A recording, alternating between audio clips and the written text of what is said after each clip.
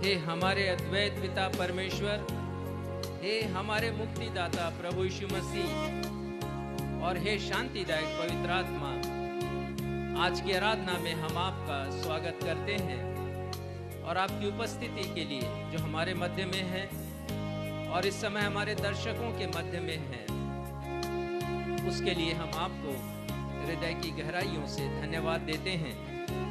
भजनकार लिखते हैं, हे यहोवा मैं तुझी को पुकारूंगा, हे मेरी चट्टान मेरी सुनी अनसुनी नहीं कर। ऐसा ना हो कि मैं तेरे चुप रहने से कब्र में पड़े हुओं के समान हो जाऊं, जो मृतक लोक में पहुंच जाते हैं। यहोवा धन्य है क्योंकि उसने मेरी गिड़गिड़ाहट को सुना है। यहोवा मेरा बल और मेरी ढाल है, इसलिए मेरा हृदय प्रफुल्लित है और मैं गीत गा गा कर उसका धन्यवाद करूंगा। इसलिए हे प्यारे भाइयों और बहनों, आइए आज रविवारी आराधना के प्रारंभ में है, परमेश्वर की प्रशंसा करें, गीत गा गा कर हम परमेश्वर पिता को धन्यवाद दें। हम सब मिल करके गाएं प्रार्थना के ऊपर आधारित यह गीत। यही समय है प्रभु से बातें करने का, यही समय है यीशु से विनती करने का।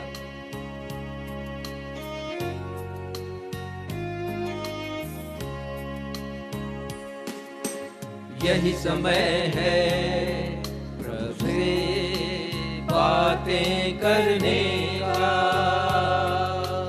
यही समय है यीशु से विनती करने का।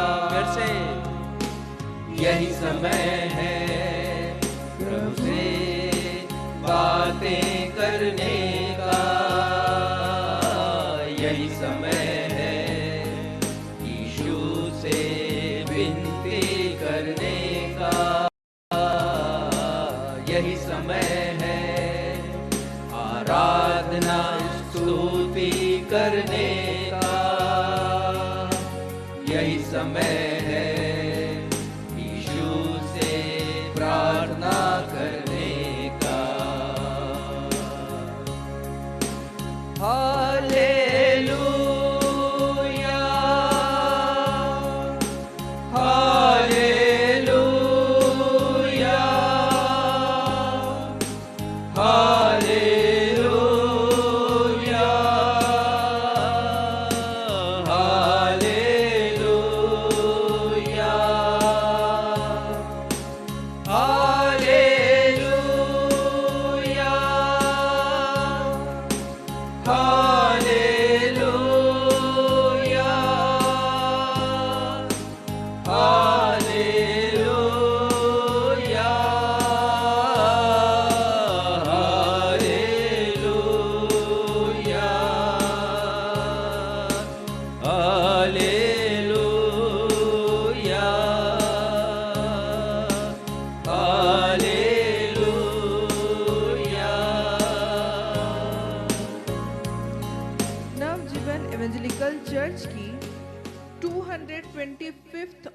एवं ऑफलाइन आराधना में मैं आकांक्षा सक्षम मसीह आप सभी प्रभु भक्तों का अपने उद्धारकर्ता प्रभु यीशु मसीह के अतुल्य नाम में स्वागत करती हूँ एवं आप सबों को जय यीशु, यीशु सहाय, शालोम, जय मसीह की और प्रेज द लॉर्ड कहती हूँ। Praise the Lord. प्रिय भाइयों एवं बहनों, आपको स्मरण होगा कि पिछले रविवार को हमने मसीही जीवन में अक्सर पूछे जाने वाले एक विषय पर अध्ययन किया था और वह विषय था परमेश्वर पिता हमारी प्रार्थनाओं को क्यों नहीं सुनते हैं। इस विषय के अंतर्गत हमारे पास्टर साहब ने 3 कारणों पर प्रकाश डाला था जिनकी वजह से परमेश्वर पिता हमारी प्रार्थनाओं को नहीं सुनते हैं। पहला कारण था कि हमारी प्रार्थनाएं संदेह से भरी होती हैं। दूसरा कारण था कि हमारा चाल चलन हमारे मसीही स्वभाव से मेल नहीं खाता है। और तीसरा कारण था कि हमारी प्रार्थनाएं मतलबी और स्वार्थी होती हैं। आज हमारे पास्टर साहब आपको चौथे और पांचवें कारणों के द्वारा समझाएंगे कि परमेश्वर पिता हमारी प्रार्थनाओं को क्यों नहीं सुनते हैं। साथ ही वे यह भी बताएंगे कि हमारे मसीही जीवन में 5 कारणों के नहीं होने के बावजूद भी परमेश्वर पिता हमारी प्रार्थनाओं को तुरंत क्यों नहीं सुना करते हैं। आज का संदेश आपके मन में उठने वाले अनेक प्रश्नों का उत्तर परमेश्वर के वचन से देंगे, अतः आज के संदेश को अवश्य सुनिएगा। आइए इस समय हम सब मिलकर प्रार्थना विषय पर एक गीत गाएं और गीत के शब्द हैं, आराधना में है छुटकारा, आराधना में है चंगाई।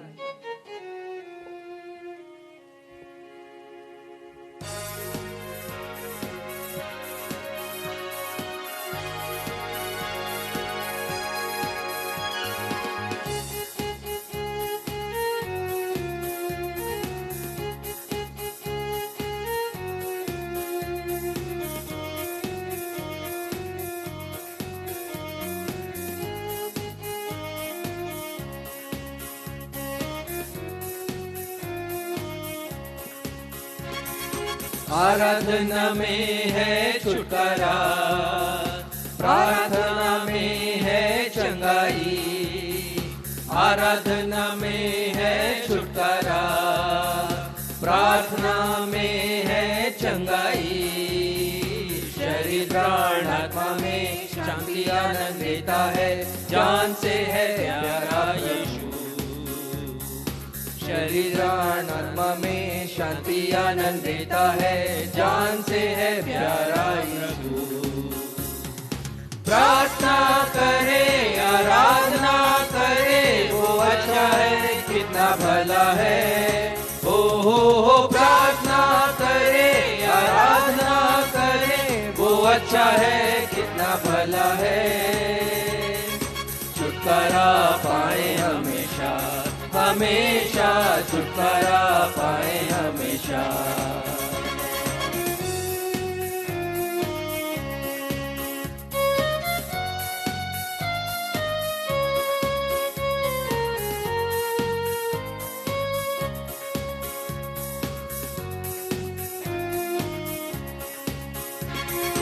मांगोगे तुम्हें मिलेगा, ढूंढोगे तो पाओगे। मांगोगे तुम्हें मिलेगा, ढूंढोगे तो पाओगे। खटखटाओ खुलेंगी स्वर्ग की आशीषें, पाओगे उसे अभी। खटखटाओ खुलेंगी स्वर्ग की आशीषें, पाओगे उसे अभी।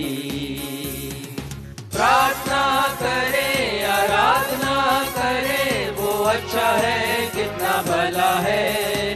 हो प्रार्थना करे, आराधना करे, वो अच्छा है, कितना भला है। छुटकारा पाए हमेशा, हमेशा छुटकारा पाए हमेशा।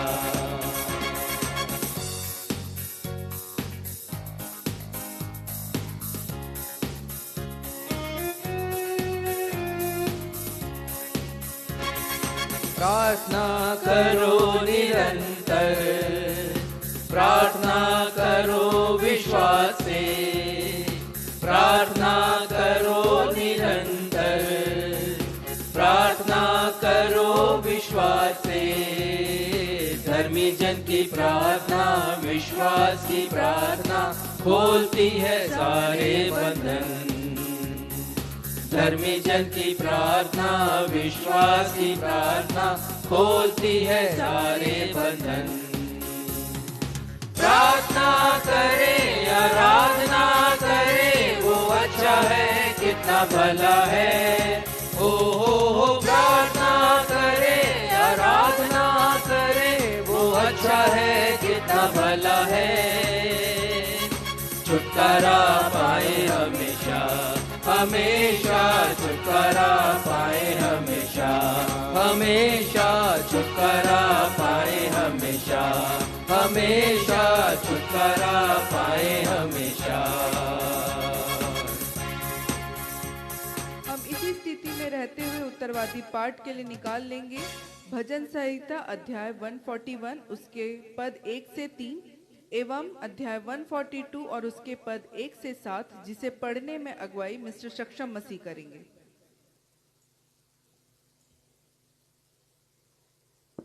आइए हम सब मिलकर धर्मशास्त्र से निकाल लें भजन संहिता अध्याय 141 पद संख्या 1 से 3 और उसके पश्चात अध्याय 142।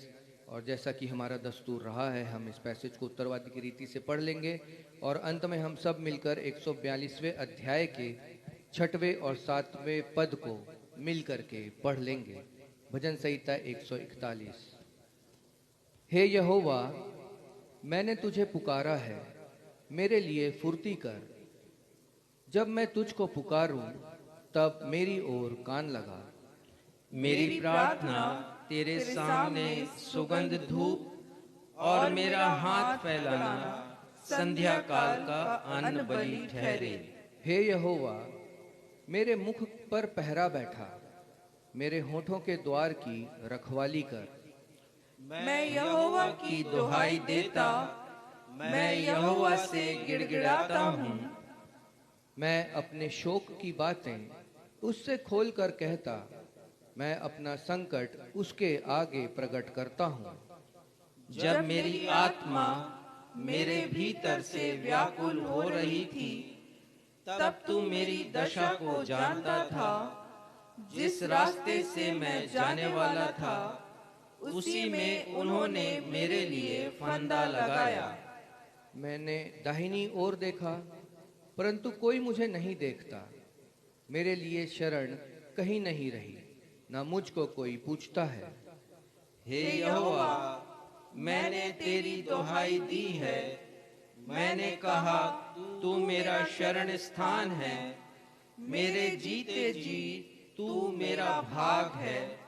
मेरी चिल्लाहट को ध्यान देकर सुन, क्योंकि मेरी बड़ी दुर्दशा हो गई है। जो मेरे पीछे पड़े हैं, उनसे मुझे बचा ले, क्योंकि वे मुझसे अधिक सामर्थी हैं। मुझको बंदी गृह से निकाल ले, कि मैं तेरे नाम का धन्यवाद करूं। धर्मी लोग मेरे चारों ओर आएंगे, क्योंकि तू मेरा उपकार करेगा। यह सत्य और जीवित परमेश्वर का सत्य और जीवित वचन है। परमेश्वर पिता, प्रभु यीशु मसीह और पवित्र आत्मा अपने इस वचन के पढ़े जाने, सुने जाने और समझे जाने पर हम में से हर एक को अपनी स्वर्गीय आशीषों से परिपूर्ण करें। हम सब कहें आमीन। आमीन। अब हमारे पास्टर साहब को अवसर होगा जब वे हमें कलीसियाई सूचनाओं से अवगत कराएंगे। सूचनाओं के पश्चात वे हम सभी के लिए मध्यस्थता की प्रार्थना करेंगे। यदि आपके पास कोई प्रार्थना अनुरोध है तो उसे फेसबुक के कमेंट बॉक्स पर लिखकर हमें भेज दीजिए, हम आपके लिए प्रार्थना करेंगे।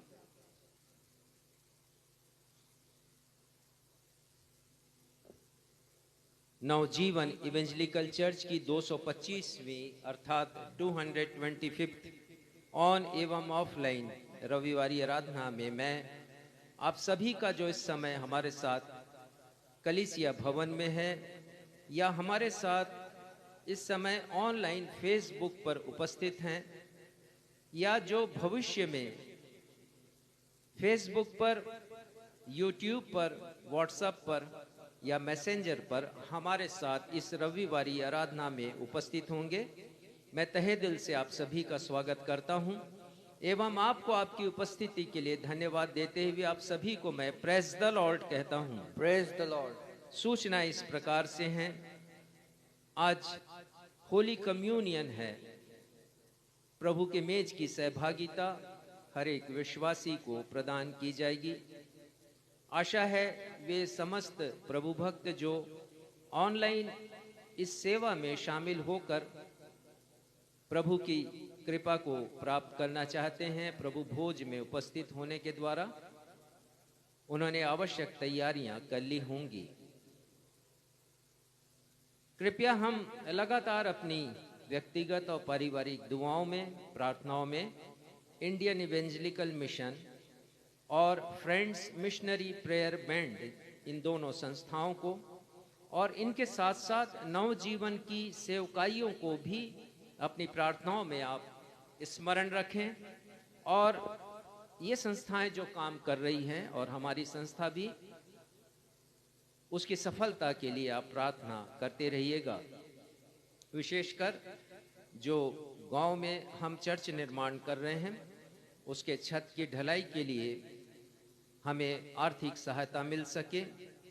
प्रभु भक्तजनों को उभारें और वे हमारी सहायता कर सकें ताकि इस बड़े काम को हम पूरा कर सकें। हमारी एक बड़ी ज़रूरत जो कि हमारे ग्रामीण मसीही भाई बहनों के लिए है, वो ज़रूरत पूरी हो सके।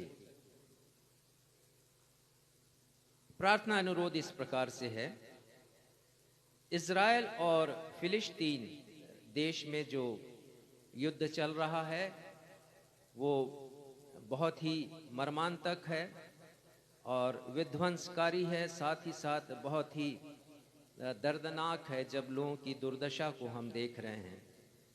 हम प्रार्थना करें युद्ध बंदियों के छुड़ाए जाने के लिए, उन लोगों के लिए जो घर से बेघर हुए हैं, विस्थापित हुए हैं, हमारे शरणार्थी भाई और बहन, और युद्ध में घायल लोगों की चंगाई के लिए। आप सभी ने पढ़ा होगा कि इस युद्ध के दरमियान एक अस्पताल में भी बम गिराया गया और ये दृश्य, वह दृश्य जिसे मैंने देखा वो कितना दुखद है जब उसमें लिखा हुआ था कि बिना एनेस्थीसिया के, बिना बेहोश किए गए, क्योंकि बेहोशी की दवा नहीं थी अस्पताल में, लोगों का ऑपरेशन किया गया। कैसे सहा होगा लोगों ने। पर युद्ध हमेशा विध्वंसकारी होता है और वे सारे लोग जो कि बेगुनाह होते हैं वे इसके शिकार बनते हैं और उन्हें ही परेशानियों को झेलना होता है। तो परमेश्वर पिता से प्रार्थना है ये सारे लोग परमेश्वर पिता की शांति को, आराम को प्राप्त कर सकें। हम शांति के साथ अपने देश में रहते हैं, हमें कोई तकलीफ और कष्ट नहीं है, इस प्रकार की कोई परेशानी चिंता नहीं है। परमेश्वर को धन्यवाद दें, लेकिन अपने सुख में हम ऐसे लोगों के लिए प्रार्थना करना नहीं भूलें। प्रार्थना करते हैं हम बहन अंजलि भास्कर और श्रीमती देवी सोनवानी के सुरक्षित प्रसव के लिए, परमेश्वर पिता की कृपा हो। प्रार्थना करते हैं बहन हेमलता के लिए, डरावने सपने उन्हें आते हैं और पहले भी हमने इनके लिए प्रार्थनाएं की हैं। परमेश्वर पिता की कृपा हो, वो परमेश्वर पिता पर विश्वास करें, उनके ख्यालों में रहें, उनके विचारों में रहें, उनके वचन को पढ़ें। ऐसी कृपा परमेश्वर उन्हें प्रदान करे। बहन दुर्गेश्वरी के लिए प्रार्थना करते हैं जो ब्लड प्रेशर और डायबिटीज से पीड़ित हैं। परमेश्वर पिता की कृपा हो और उन्हें चंगाई मिल सके। बहन सीमा और सुधा ये दोनों बीमार हैं, इनकी चंगाई के लिए प्रार्थना करते हैं। भाई अजय के परिवार में कलह और विवाद है, तो जो समस्याएं हैं उन समस्याओं का निदान हो सके। प्रभु यीशु मसीह के नाम पर ये परिवार भरोसा करे और आश्रित हो। भाई मोहर सहाय एवं बहन कुनकुनी प्रभु के अनुग्रह में आगे बढ़ सकें, ऐसी प्रभु की कृपा इनके जीवन में हो। Pastor Gautam Bhaskar viral fever से पीड़ित हैं। परमेश्वर पिता उन्हें पूर्ण चंगाई प्रदान करे ताकि अपनी सेवकाई कर सकें और खेती किसानी का काम भी कर सकें। प्रार्थना करते हैं बेटी सना मसीह के लिए, जो हमारी बहन श्वेता मसीह की बेटी हैं और राइफल शूटिंग में बहुत निपुण हैं। उनका चयन हुआ है नेशनल कैंप के लिए जो दिल्ली में होने वाला है, ताकि उनका चयन हो सके राष्ट्रीय स्तर पर। परमेश्वर पिता से हम प्रार्थना करते हैं कि उनकी कृपा उस बेटी के ऊपर हो ताकि एक बड़ी गवाही, मसीही गवाही निकल सके। हम प्रार्थना करते हैं बहन रानी थॉमसन के लिए, हृदय रोग से पीड़ित हैं। प्रभु हमारी इस बहन को चंगाई दे और जो हृदय रोग में तकलीफ जो बढ़ गई है, परमेश्वर पिता पूर्ण चंगाई उन्हें प्रदान करके उन्हें ठीक करे। धन्यवाद के विषय इस प्रकार से हैं। हम परमेश्वर पिता को धन्यवाद देते हैं बहन प्रेमी मनोज सिंह के लिए, सियूनी में रहती हैं और उन्हें प्रमोशन मिला है, जिला शिक्षा अधिकारी डीईओ के पद पर ये पदोन्नत हुई हैं और उन्होंने कहा है कि परमेश्वर पिता को धन्यवाद दिया जाए। परमेश्वर पिता हमारे इस धन्यवाद को ग्रहण करें उस बेटी के लिए। भाई जसवंत सिंह को परमेश्वर पिता ने प्रत्येक प्रकार की भौतिक आत्मिक आशीषों से परिपूर्ण किया और इसी सप्ताह उन्होंने अपने जन्म दिवस को मनाया है। हम उनके लिए भी प्रार्थना करते हैं बेटी अर्पणा की पारिवारिक समस्याओं को सुलझाए जाने के लिए परमेश्वर पिता ने एक बड़ी समस्या का निदान किया है। परमेश्वर पिता के नाम की महिमा हो। बेटे समीर को जो पास्टर गौतम भास्कर के पुत्र हैं उन्हें चंगाई मिली है। परमेश्वर पिता को हृदय से धन्यवाद। हम धन्यवाद देते हैं हृदय से भाई चंद्रहास मसीह को। उन्होंने एक बहुत उत्तम किताब लिखी है, जीवन दीप, और ये किताब बाइबल को समझने में अत्यंत आवश्यक है और हमारे पास्टर्स के लिए और कलीसिया के अगुओं के लिए लाभकारी है। मैंने उनसे निवेदन किया और उन्होंने एक बड़ी संख्या में ये किताब हमें निःशुल्क प्रदान की है ताकि हम इसे अपने पास्टर्स को और अगुओं को प्रदान कर सकें और उनके आत्मिक जीवन में वृद्धि हो सके। हम परमेश्वर पिता से अपने भाई चंद्रहास मसीह के इस सेवकाई के लिए धन्यवाद देते हैं और उनके जीवन में और भी ज़्यादा ऐसी आशीषों के लिए जो लेखन का कार्य वो करते हैं आ सकें और वे अन्य किताबें भी लिख सकें। हम धन्यवाद देते हैं बहन मैसी तिमोथियस के लिए। उन्होंने लेडीज सैलून खोला है और साथ में ब्यूटी पार्लर भी है और एक बड़े स्तर पर उन्होंने खोला है। परमेश्वर पिता की कृपा हो और जो दर्शन उन्होंने देखा है वो दर्शन उनका पूरा हो सके। आज श्री सुरेश और श्रीमती किरण हंटर के पुत्र सुमित और प्रियंका का और उसके साथ ही हमारे बेटे क्षितिज और उनकी पत्नी डॉक्टर शेफाली के विवाह की सालगिरह है और हम इन दोनों विवाहित दंपतियों के लिए, उनके परिवार के लिए, उनके बच्चों के लिए परमेश्वर पिता से आशीष की प्रार्थना करते हैं। परमेश्वर पिता अपनी असीम आशीषें इन दोनों परिवारों को प्रदान करे। आइए इन सारे निवेदनों को हम अपने उद्धारकर्ता प्रभु यीशु मसीह के नाम में परमेश्वर पिता के सिंहासन के समक्ष रखें। ये हमारे परमेश्वर पिता, हम इन सारे निवेदनों को अपने उद्धारकर्ता प्रभु यीशु मसीह के नाम में आपके सिंहासन के समक्ष रखते हैं।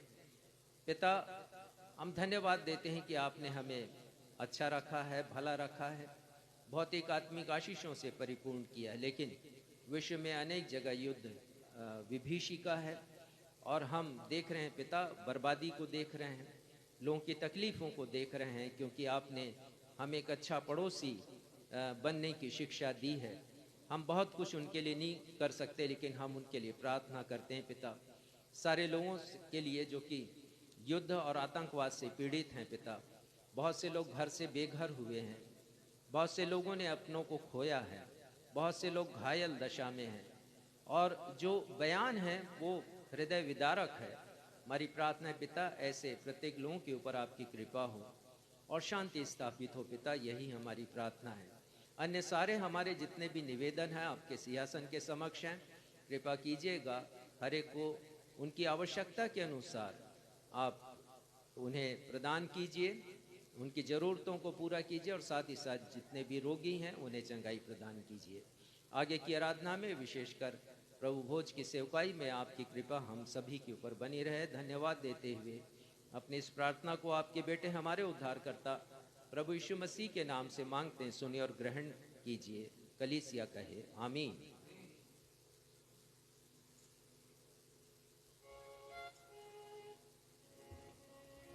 आइए प्रभु भोज के लिए अपने मन को तैयार करें या गीत गाएं। गीत के शब्द हैं, तूने हे यीशु हमको बचाया और अपना अनमोल लहू बहाया।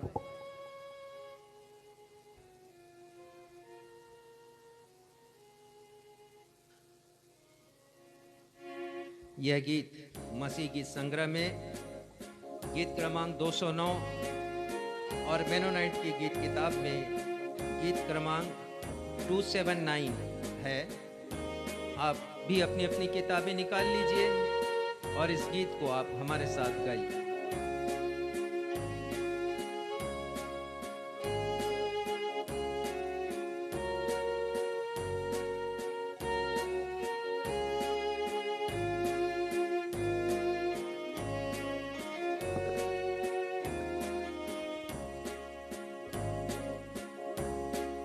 तूने हे यीशु हमको बचाया और अपना अनमोल लहू बहाया।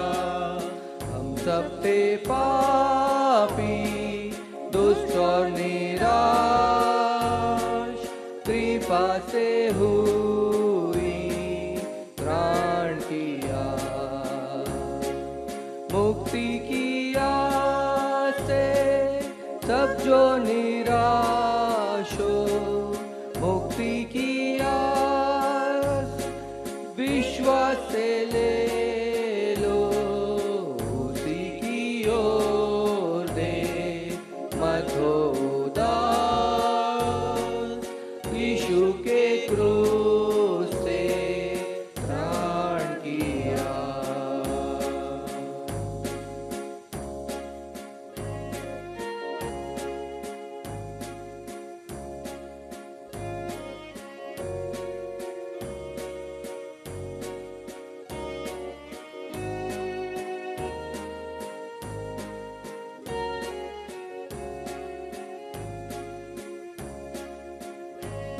इसके पहले कि हम मेज की सहभागिता को यहाँ कलीसिया में या अपने निवास स्थानों में प्राप्त करें, मैं आपके सन्मुख एक दृश्य प्रस्तुत करना चाहता हूँ जिसका उल्लेख संत लूका ने प्रेरितों के काम 16वें अध्याय में किया है। और हम पढ़ते हैं पौलुस और सिलास के विषय में कि उन्हें बंदी गृह में डाल दिया गया है, उन्हें बेंतें मारी गई हैं, शारीरिक क्षति पहुंची है, बंदी गृह में है, वो गीत गा रहे हैं, परमेश्वर ने अद्भुत काम किया और एक भूकंप आया, दरवाजे खुल गए, दीवारें गिर गईं और ये आज़ाद हो गए। और फिर जेलर था सामने, वो घबराया हुआ था, डरा हुआ था, और पौलुस कहते हैं कि तुम डरो नहीं, और वो घबरा जाता है और वो समझ जाता है ये प्रभु के भक्त हैं, ये परमेश्वर को मानने वाले लोग हैं, जीवित और सच्चे परमेश्वर को। और वो कहने लगा, पूछने लगा कि मैं उद्धार पाने के लिए क्या करूं। उसका ये प्रश्न था, मैं उद्धार पाने के लिए क्या करूं। और यूहन्ना 6 में भी लोगों का यही प्रश्न था। 6वां अध्याय और उसके 28वें पद में लिखा है, यहूदियों ने यीशु से पूछा, परमेश्वर के कार्य को करने के लिए हम क्या करें? उद्धार को पाने के लिए क्या करें? परमेश्वर के कार्य को, उद्धार के कार्य को करने के लिए हम क्या करें? प्रिय भाइयों और बहनों, जब भी हम इस मेज के पास आते हैं, हम प्रभु यीशु मसीह को स्मरण करें। हम प्रभु यीशु मसीह को स्मरण करें क्योंकि वो हमारे उद्धार करता परमेश्वर हैं। उन्होंने हमें उद्धार दिया है। जब जेलर ने यह प्रश्न किया कि हे प्रिय भाइयों, साहिबों, उद्धार पाने के लिए मैं क्या करूं? तो उन्होंने कहा, प्रभु यीशु मसीह के ऊपर विश्वास कर, तो ना सिर्फ तू परंतु तेरा पूरा घराना उद्धार पाएगा। और जब यहूदियों ने प्रश्न किया था यीशु से कि हम क्या करें, तो प्रभु यीशु मसीह का भी जवाब यही था। हम पढ़ते हैं यूहन्ना 6:29 में, वहाँ लिखा है, यीशु ने उन्हें उत्तर दिया, परमेश्वर का कार्य यह है कि तुम उस पर जिसे उसने भेजा है विश्वास करो। प्रभु यीशु मसीह पर विश्वास करो। जी हाँ प्यारे भाइयों और बहनों, जब हम इस मेज के पास आते हैं बड़े विश्वास के साथ आए कि प्रभु यीशु मसीह हमारा ही उद्धार करता है, केवल वही उद्धार करता है और उन्होंने मुझे उद्धार दिया है। और संत पौलुस कहते हैं कि उद्धार पाकर हम ठहरे नहीं, परंतु उद्धार के कार्य को निरंतर पूरा भी करते जाएं। तो आज हम ये संकल्प लें कि हम उद्धार पा लिया हमने, चुप ना बैठें, परंतु उद्धार के जो कार्य हैं, आज्ञाकारिता है, उसे हम पूरा करें, परमेश्वर को प्रसन्न करें। आइए हम इस मेज की सहभागिता में आगे बढ़ेंगे। जिस रात प्रभु यीशु मसीह पकड़वाए गए थे, उन्होंने रोटी ली, धन्यवाद देकर उसे तोड़ी, अपने शिष्यों को दी और कहा, तुम सब इसे लो, इसे खाओ, क्योंकि ये मेरी देह है। और उसी प्रकार ब्यारी के उपरांत उन्होंने कटोरा अपने हाथों में लिया, परमेश्वर पिता को धन्यवाद दिया और शिष्यों से कहा कि ये दाखरस मेरे लहू में एक नई वाचा है। ये लहू जो बहुतों के पापों की क्षमा के लिए बहाया जाता है। और फिर उन्होंने कहा कि तुम जब कभी मिलो मेरे स्मरण में ऐसा ही किया करो। आज हम यहाँ एकत्रित हैं, प्रभु यीशु मसीह को स्मरण कर रहे हैं। हम विश्वास करें उनके नाम के ऊपर और हम धन्यवाद दें परमेश्वर को। आइए प्रार्थना करें। ये हमारे परमेश्वर पिता, हमारे हृदय धन्यवाद से भरे हुए हैं प्रभु यीशु मसीह के लिए, क्योंकि वो हमारे उद्धार करता है। और जैसा हमने सीख लिया पिता कि हम विश्वास करें, हमेशा उनके ऊपर विश्वास करें कि हमें उन्होंने उद्धार दिया, मुक्ति दिया, त्राण दिया है। और ये गीत भी हमने अभी गाया है, क्योंकि प्रभु यीशु मसीह ने हमें बचाया है। हमारी प्रार्थना है पिता, जब हम इस प्रभु भोज की आराधना में शामिल होते हैं, तो ये रोटी जिसे हम ग्रहण करते हैं वो प्रभु यीशु मसीह की देह हो, और ये दाखरस जिसे हम ग्रहण करते हैं प्रभु यीशु मसीह का रक्त हो। और इस अनुष्ठान के लिए इस रोटी को और इस दाखरस को हम सांसारिक वस्तुओं से पृथक करते हैं। अपनी इस प्रार्थना को हम आपके बेटे, हमारे मुक्तिदाता प्रभु यीशु के नाम से मांगते हैं। सुनिए और ग्रहण कीजिए। कलीसिया कहे आमीन।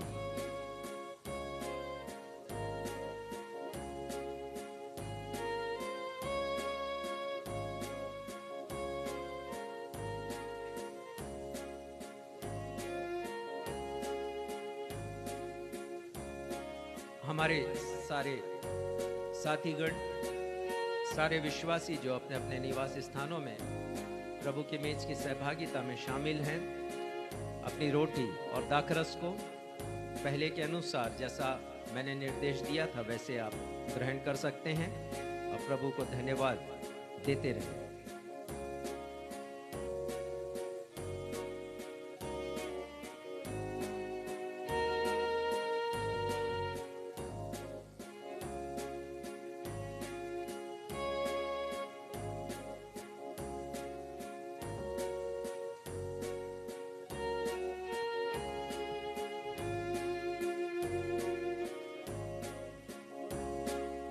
आपसे अब हम सब पाते छुटकारा, पाप का प्रायश्चित पूरा और सारा।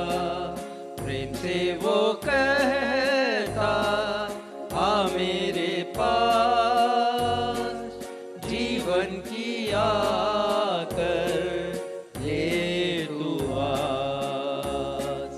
मुक्ति की आस से सब जो निराश हो, मुक्ति की आस विश्वास से सब ले लो। उसी की ओर देख मत हो उदास, यीशु के क्रूस से त्राण किया।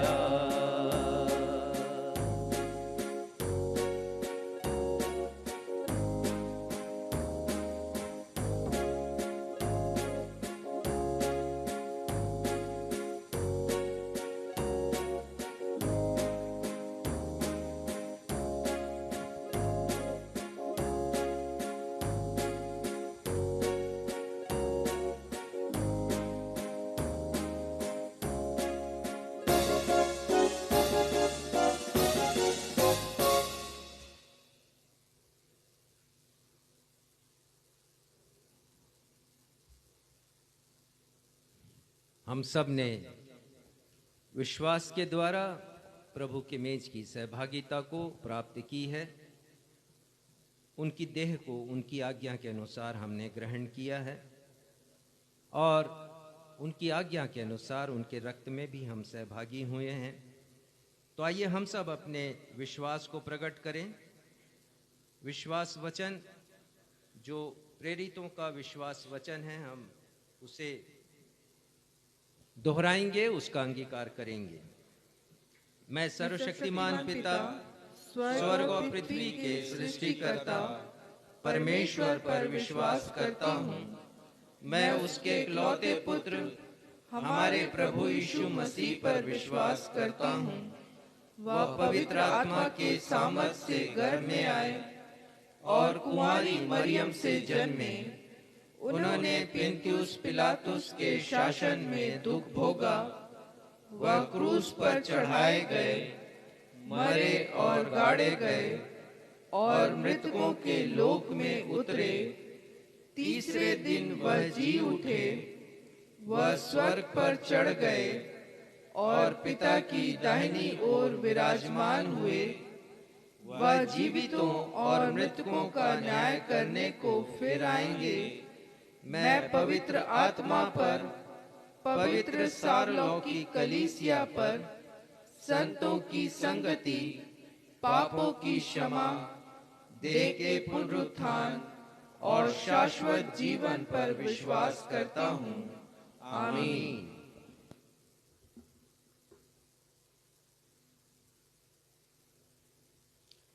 अब हम सभी के लिए अवसर होगा जब हम परमेश्वर पिता के द्वारा हमारे जीवन में किए गए उपकारों को स्मरण करते हुए अपनी अपनी भेंटों तथा धन्यवादी भेंटों को अर्पित करेंगे। यदि हमारे ऑनलाइन दर्शक भी अपनी भेंटों को हमारी निर्माणाधीन कलीसिया की छत की ढलाई के लिए देना चाहते हैं तो उनका स्वागत है। वे कृपया हमारे पास्टर साहब से संपर्क कर सकते हैं। आइए इस समय हम अपनी भेंटों को अर्पित करते हुए एक स्मरण का गीत गाएं। शब्द है, तेरी इच्छा पूरी हो जाए, हाथों में तेरे जीवन है ये।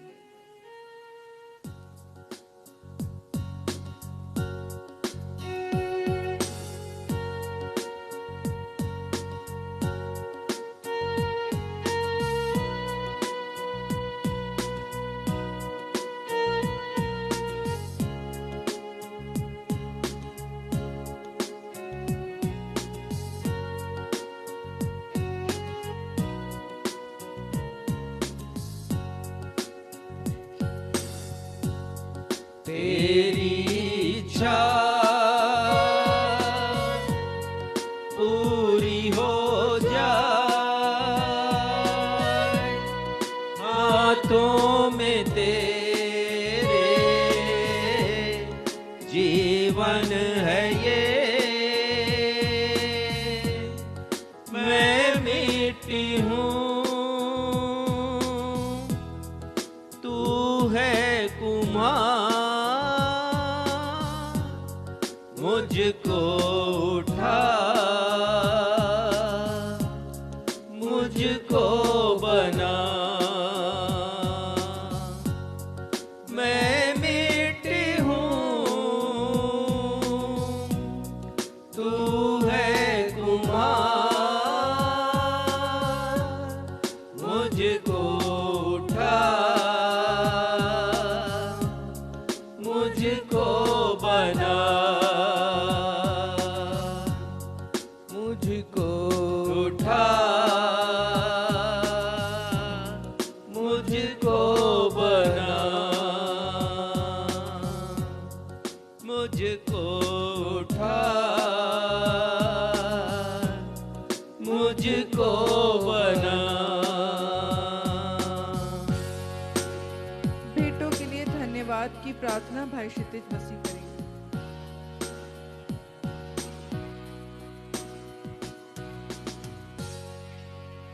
आइए इन भेंटों को जो हमने कलीसिया में और अपने अपने घरों में परमेश्वर की हाजिरी में प्रस्तुत किया है, उनके चरणों में अर्पित करेंगे। हम सभी प्रार्थना में जाएंगे। महान जीवित अनुग्रहकारी पिता परमेश्वर, हमारे जीवन की हर एक उपलब्धि आपकी दी हुई है।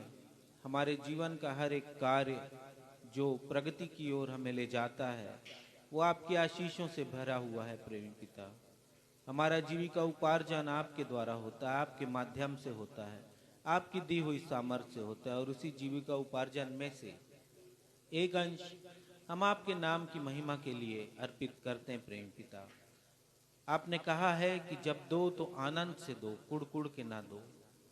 हम जानते प्रेम पिता कि जब हम देते हैं तो बड़े आनंद से देते हैं, क्योंकि हम अपने पास से नहीं देते, परंतु हम उसमें से देते हैं जो आपने हमें दिया है। हम इन भेंटों को आपके चरणों में लाते हैं। प्रेम पिता, धन्यवाद देते हैं उन भाइयों बहनों के लिए जिन्होंने धन्यवादी भेंटों को अर्पित किया है, क्योंकि उन्होंने अपने जीवन में आपकी आशीषों को, आपकी चंगाइयों को, आपकी बरकत को महसूस किया है। हम धन्यवाद देते हैं उन भाइयों बहनों ने जिन्होंने अपनी कमियों और घटियों में से भी आपको दिया है, क्योंकि उन्होंने आपको प्रथम माना है और जाना है कि उनकी कमी घटी आपके द्वारा दूर होंगी। तो हम इन भेंटों को आपके चरणों में रखते हैं। प्रेम पिता, इन भेंटों को अपना स्पर्श प्रदान कीजिए, ताकि ये आपके राज्य के सुसमाचार और कलीसिया के निर्माण के लिए उपयोग में लाई जाने वाली हो सके।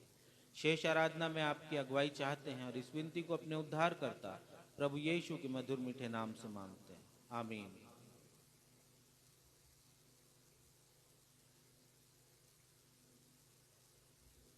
पवित्र शास्त्र बाइबल से पाठों का पठन। पहला पाठ पुराने नियम से, व्यवस्था विवरण अध्याय 30 पद 11 से लेकर 14 तक, जिसे पढ़ने में अगुवाई मिसेस बीना मसीह करेंगी। दूसरा पाठ नए नियम से, पहला यूहन्ना अध्याय 2 पद 27 और 28, जिसे पढ़ने में अगुवाई मिसेस मधु मसीह करेंगी।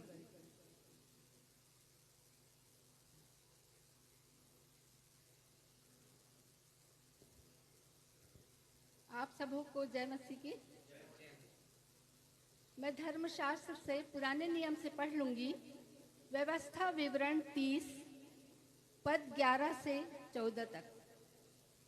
यहाँ पर इस प्रकार लिखा है, देखो यह जो आज्ञा मैं आज तुम्हें सुनाता हूँ वह न तो तेरे लिए अनोखी और न दूर है, और न तो यह आकाश में है कि तू कहे कौन हमारे लिए आकाश में चढ़कर उसे हमारे पास ले आए और हमको सुनाए कि हम उसे माने, और न यह समुद्र पार है कि तू कहे कौन हमारे लिए समुद्र पार जाए और उसे हमारे पास ले आए और हमको सुनाए कि हम उसे माने।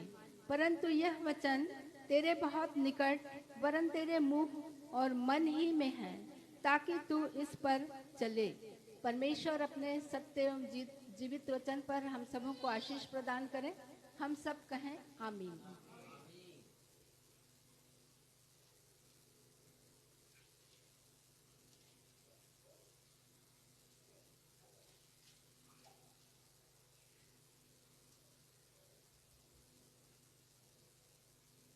नए नियम से पढ़ लूंगी।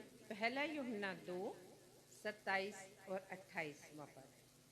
परंतु तुम्हारा वह अभिषेक जो उसकी ओर से किया गया तुम में बना रहता है, और तुम्हें इसका प्रयोजन नहीं कि कोई तुम्हें सिखाए, वरन जैसे वह अभिषेक जो उसकी ओर से किया गया तुम्हें सब बातें सिखाता है, और यह सच्चा है और झूठा नहीं। और जैसा उसने तुम्हें सिखाया है वैसे ही तुम भी उसमें बने रहते हो। अतः हे बालकों, उसमें बने रहो कि जब वह प्रकट हो तो हमें हियाव हो और हम उसके आने पर उसके सामने लज्जित ना हो। यह परमेश्वर का जीवित वचन है। इसके पढ़े और सुने जाने पर हम सबको आशीष मिले। हम सब कहें आमीन। आमीन। सुसमाचार पाठ के लिए हम निकाल लेंगे मत्ती रचित सुसमाचार अध्याय 6 पद 21 से लेकर 27 तक, जिसे पढ़ने में अगुवाई रेवरेंड राजेश मसीह करेंगे।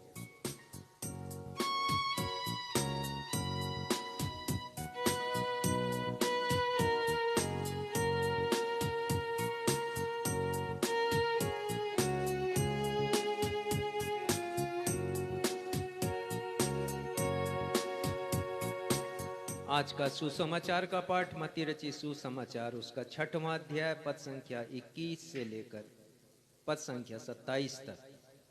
और यहाँ इस प्रकार लिखा है, जो मुझसे हे प्रभु कहता है, उनमें से हर एक स्वर्ग के राज्य में प्रवेश नहीं करेगा, परंतु वही जो मेरे स्वर्गीय पिता की इच्छा पर चलता है।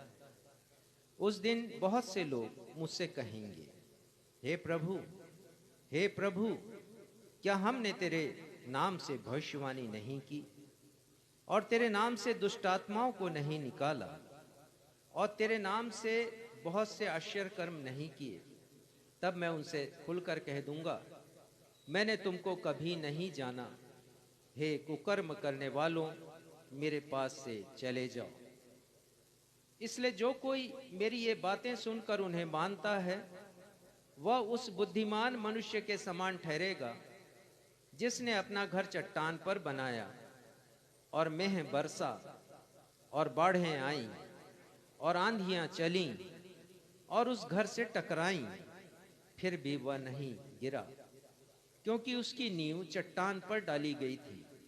परंतु जो कोई मेरी ये बातें सुनता है और उन पर नहीं चलता, वह उस निर्बुद्धि मनुष्य के समान ठहरेगा जिसने अपना घर बालू पर बनाया और मेह बरसा और बाढ़ें आईं और आंधियां चलीं और उस घर से टकराईं और वह गिरकर सत्यानाश हो गया। जब यीशु ये बातें कह चुका तो ऐसा हुआ कि भीड़ उसके उपदेश से चकित हुई, क्योंकि वह उनको शास्त्रियों के समान नहीं परंतु अधिकारी के समान उपदेश देता था। ये प्रभु यीशु ख्रिस्ट का सुसमाचार है। हे प्रभु यीशु ख्रिस्ट, आपके नाम की महिमा हो। हम सब कहें आमीन। आमीन।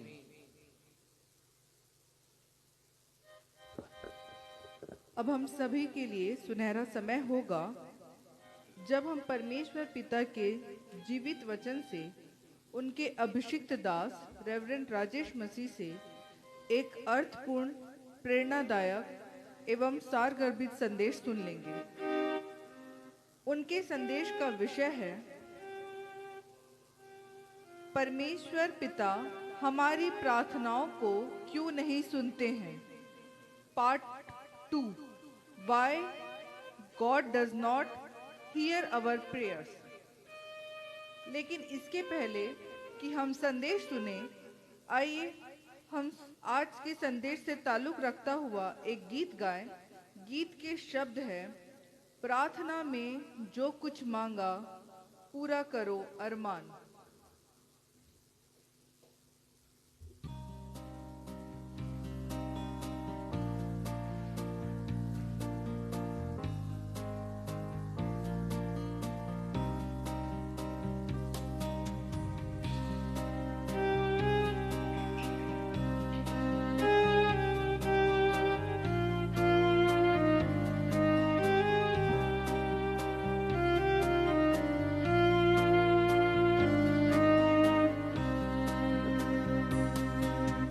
प्रार्थना में जो कुछ मांगा पूरा करो अरमान। प्रार्थना में जो कुछ मांगा पूरा करो अरमान। सारी खताएं मानता हूँ, तेरा करूँ अब ध्यान। प्रार्थना में जो कुछ मांगा पूरा करो अरमान। हमारी तो प्रार्थना होती है परमेश्वर पिता से कि परमेश्वर पिता अपनी प्रतिज्ञा के अनुसार हमारी प्रार्थनाओं को सुने और उसका उत्तर दें। राजा दाऊद ने भी कहा, हे प्रभु, आप मेरी प्रार्थनाओं को क्यों नहीं सुनते हैं। और ये समस्या हम में से अनेक मसीहियों की है। हमारी प्रार्थनाएं नहीं सुनी जाती, और इन दिनों पिछले रविवार से हम इसी विषय पर मनन कर रहे हैं, उन 5 कारणों के ऊपर जिनके कारण हमारी प्रार्थना नहीं सुनी जाती है। आज के संदेश को आप सब ध्यान से सुनिएगा।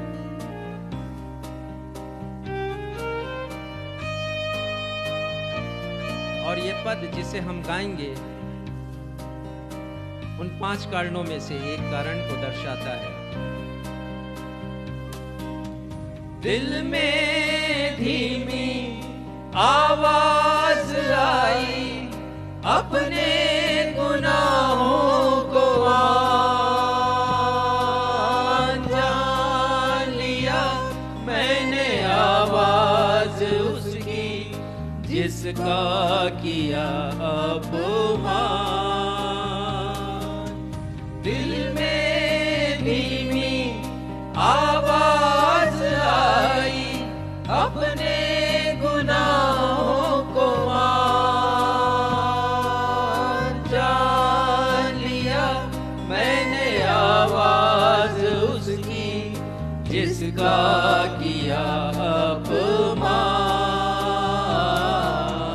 प्रार्थना में जो कुछ मांगा पूरा करो अरमान।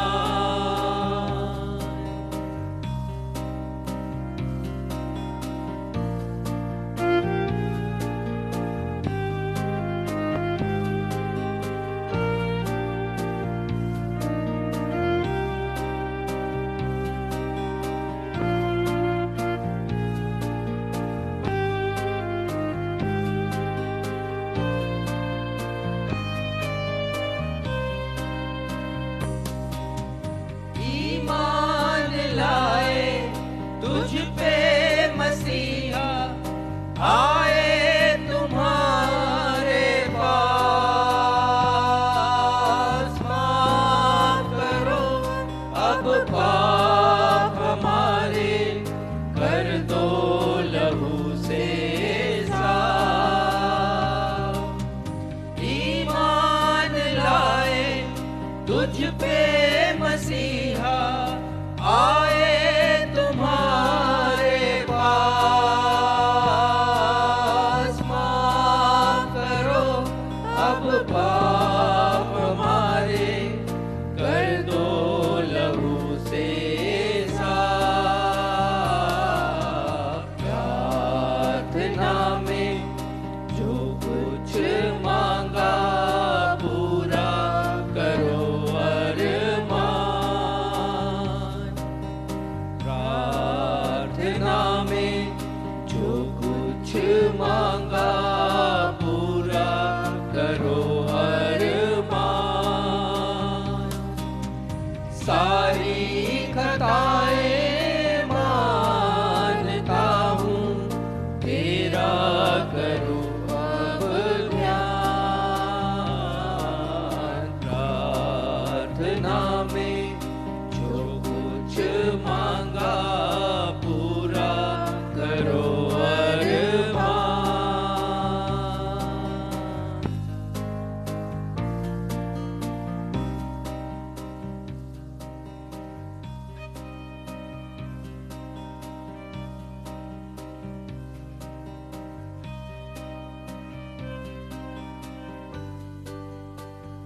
पिछले रविवार से जिस विषय पर हम मनन कर रहे हैं वो विषय है 5 कारण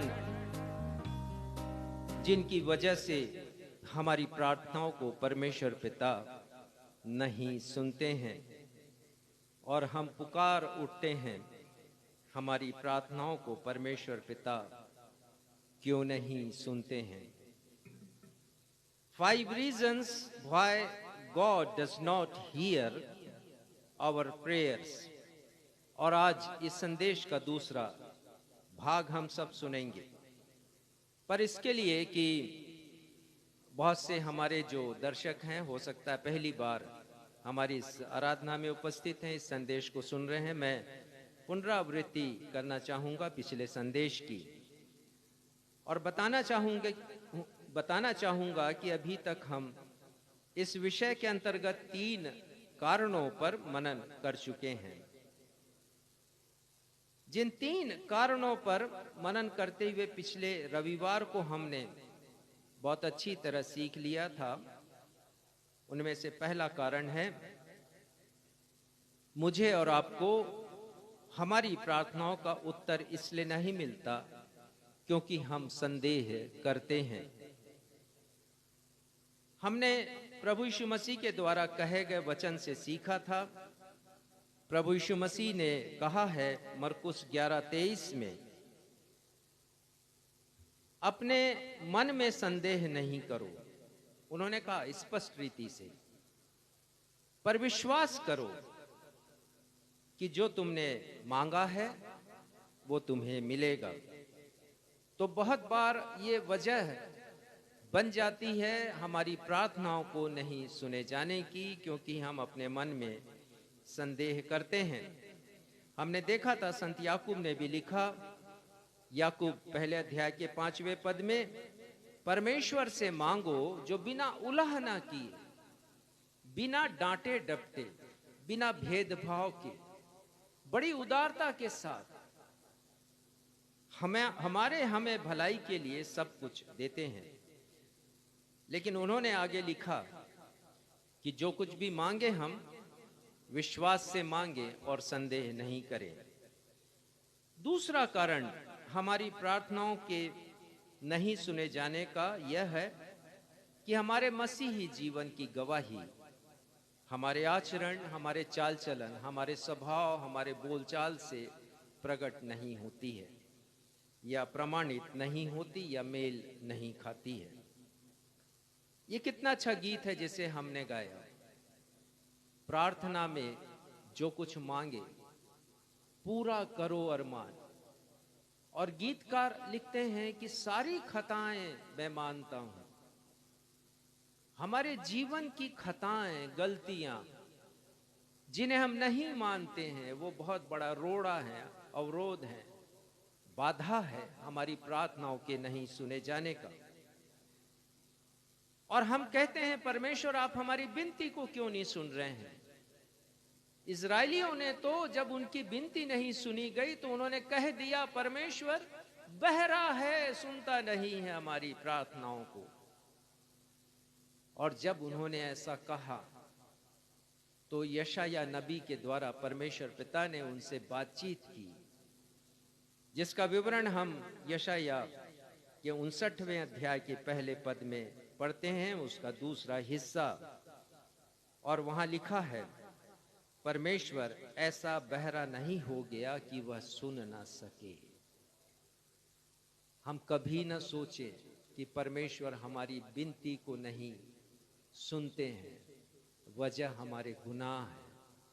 और जो गीत गाया उसका पहला पद कितना अच्छा है, दिल में धीमी आवाज आई, अपने गुनाहों को मान। गलती परमेश्वर में नहीं है कि वो हमारी विनती को नहीं सुनते, लेकिन हम में है गलती कि हम अपने गुनाहों को नहीं मानते हैं। पढ़िएगा यशाया 59:2 कि जब परमेश्वर ने कहा कि मैं बहरा नहीं हूं कि तुम्हारी विनतियों को नहीं सुन सकूं, और उन्होंने वजह बतलाई है।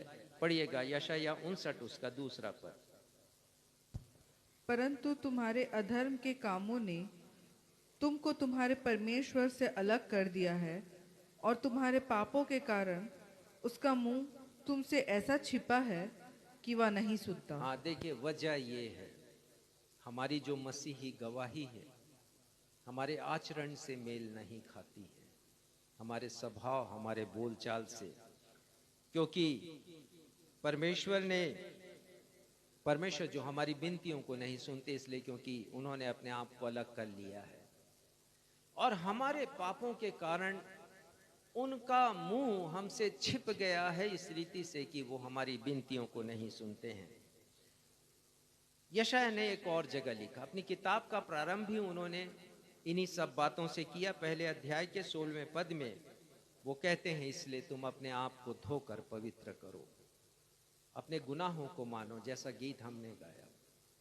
दिल में धीमी आवाज आई, अपने गुनाहों को मान। तो हम अपने गुनाहों को माने, क्योंकि वो लिखते हैं 15वें पद में, यशाया पहले अध्याय के 15वें पद में पढ़िए। तुम मेरी ओर हाथ फैलाओ, जब तुम मेरी ओर हाथ फैलाओ तब मैं तुमसे मुख फेर लूंगा। तुम कितनी भी प्रार्थना क्यों ना करो तो भी मैं तुम्हारी ना सुनूंगा। हाँ, परमेश्वर पिता कहते हैं अपने आप को धोकर पवित्र करो, शुद्ध करो, अपने चाल चलन को सुधार लो ताकि मैं तुम्हारी प्रार्थनाओं को सुनूं। और रोमियो 12:2 में संत पौलुस कहते हैं तुम्हारे मन अर्थात तुम्हारे हृदय, तुम्हारी बुद्धि के नए हो जाने से तुम्हारा चाल चलन बदलता चला जाए। उद्धार तो पा लेते हैं, कुछ समय तक ठीक रहते हैं, लेकिन बाद में हमारा चाल चलन ऐसा नहीं रह पाता है, हमारी गवाही धूमिल होती है। और इसलिए संत पौलुस पुनः लिखते हैं फिलिपियों 1:27वें पद में कि केवल इतना करो कि केवल इतना करो उद्धार पाने के बाद कि तुम्हारा चाल चलन मसीह के सुसमाचार के योग्य हो। और जब ये योग्य हो जाता है तो हमें भी योग्यता मिल जाती है कि परमेश्वर हमारी विनतियों को सुन सके। तीसरा कारण मैंने बतलाया था पिछले रविवार को, हमें हमारी प्रार्थनाओं का उत्तर इसलिए नहीं मिलता क्योंकि हमारी प्रार्थनाएं परमेश्वर की इच्छा के अनुसार नहीं परंतु हमारे स्वार्थ के अनुसार, हमारे मतलब के अनुसार होती हैं। संत याकूब लिखते हैं, याकूब 4 अध्याय के 3 पद में हमने पढ़ा था पिछले रविवार को, मैं सुनाता हूं।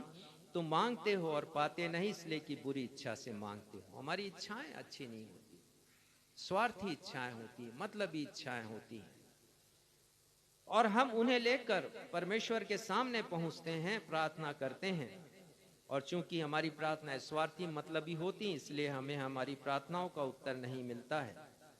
तो यदि हम चाहते हैं कि परमेश्वर पिता हमारी प्रार्थनाओं को सुने तो हमें उनकी इच्छा के अनुसार मांगना चाहिए।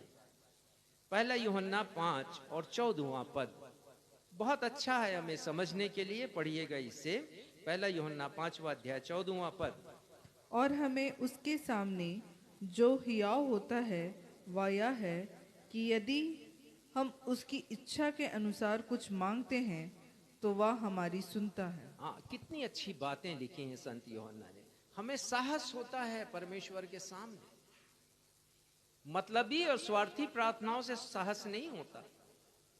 लेकिन ये साहस कब होता है? जब निस्वार्थ पूर्ण प्रार्थनाएं हमारी होती हैं, हम परमेश्वर की इच्छा के अनुसार मांगते हैं परमेश्वर से। तो वो लिखते हैं कि परमेश्वर की इच्छा के अनुसार जब हम मांगते हैं तो वो हमारी प्रार्थनाओं को सुनते हैं। इस संदेश का वीडियो YouTube पर और Facebook पर उपलब्ध है। बहुतों को मैंने भेजा है व्हाट्सएप के द्वारा, मैसेंजर के द्वारा। आपने यदि अभी तक नहीं देखा है तो अवश्य देखिए, आत्मिक आशीषों को प्राप्त कीजिए, क्योंकि जब आप उस संदेश को सुनेंगे तो आज के संदेश को भी आप बहुत अच्छी तरह समझ पाएंगे। आज हम चौथे कारण पर विचार करेंगे और सीखेंगे कि परमेश्वर पिता हमारी प्रार्थनाओं को क्यों नहीं सुनते हैं, क्यों नहीं हमारी प्रार्थनाएं सुनी जाती हैं। और चौथा कारण है, हम परमेश्वर पिता की आज्ञाओं का पालन नहीं करते। हम परमेश्वर पिता की आज्ञाकारी संतान नहीं बनना चाहते हैं और प्रार्थना करना चाहते हैं, अपनी मांगों को, जरूरतों को उनके सन्मुख रखना चाहते हैं। परमेश्वर भी चाहते हैं कि हम आज्ञाकारी बन जाएं ताकि वो हमारी प्रार्थनाओं को सुने। संत यूहन्ना लिखते हैं, उसी 1 यूहन्ना से पढ़िएगा 5वां अध्याय और 22वां पद। देखिए कितनी सही बात उन्होंने लिखी है। 1 यूहन्ना 5वां अध्याय 22वां पद। 22वां पद नहीं है, 1 यूहन्ना 5वां अध्याय, वहां लिखा है, जो कुछ हम मांगते हैं वह हमें मिलता है क्योंकि हम उसकी आज्ञाओं को मानते हैं। 1 यूहन्ना, क्षमा करेंगे, शायद ये 3रा अध्याय। 1 यूहन्ना 5वां अध्याय 15वां पद। जब हम जानते हैं कि जो कुछ हम मांगते हैं वह हमारी सुनता है तो यह भी जानते हैं कि जो कुछ हमने उसे मांगा है वह पाया है। हाँ, देखिए कितनी अच्छी बात लिखी। जो कुछ हम मांगते वो हमारी सुनता, और यह भी जानते जो कुछ हमने उससे मांगा है वो पाया भी है। और एक जगह लिखा है कि वह उसे भाता है वही करते हैं। देखिए 22वां पद है तीसरे अध्याय का यूहन्ना पहला यूहन्ना तीसरा अध्याय 22वां पद में भी वही बात लिखी है। और जो कुछ हम मांगते हैं वह हमें उससे मिलता है, क्योंकि हम उसकी आज्ञाओं को मानते हैं और जो उसे भाता है वही करते हैं। हाँ, जो उसे भाता है वही करते हैं। तो क्या भाता है परमेश्वर को? परमेश्वर को यही भाता है कि हम उनकी आज्ञाओं का पालन करें, हम उनकी आराधना करें, स्तुति करें और आज्ञाएं जो लिखी गई हैं उन्हें कार्य रूप में परिणित करते जाए। ये परमेश्वर चाहते हैं और परमेश्वर को अच्छा लगता है। ये आज्ञाकारिता हमारे पवित्र शास्त्र का एक प्रमुख विषय है। उत्पत्ति से प्रकाशित वाक्य तक हम परमेश्वर पिता के आज्ञाओं के विषय में पढ़ते हैं और पढ़ते हैं कि हमें आज्ञा पालन करना है। परमेश्वर चाहते हैं कि मनुष्य जो उनके हाथों की रचना है, उनकी सृष्टि है, वह उनकी आज्ञाओं का पालन करे। लेकिन मनुष्य ने हमेशा परमेश्वर के खिलाफ विद्रोह किया है, आज्ञाओं का पालन नहीं करने के द्वारा। और इस विद्रोह की शुरुआत उत्पत्ति के तीसरे अध्याय से प्रारंभ हुई है। परमेश्वर पिता ने कहा था, आज्ञा दी थी आदम को कि जो वृक्ष वाटिका के मध्य में है, भले और बुरे के ज्ञान का वृक्ष है वो, और तू उसके फल को कभी नहीं खाना, और जिस दिन तू खाएगा उस दिन तू मर जाएगा। उत्पत्ति 2 उसके 17वें पद में इसका उल्लेख है।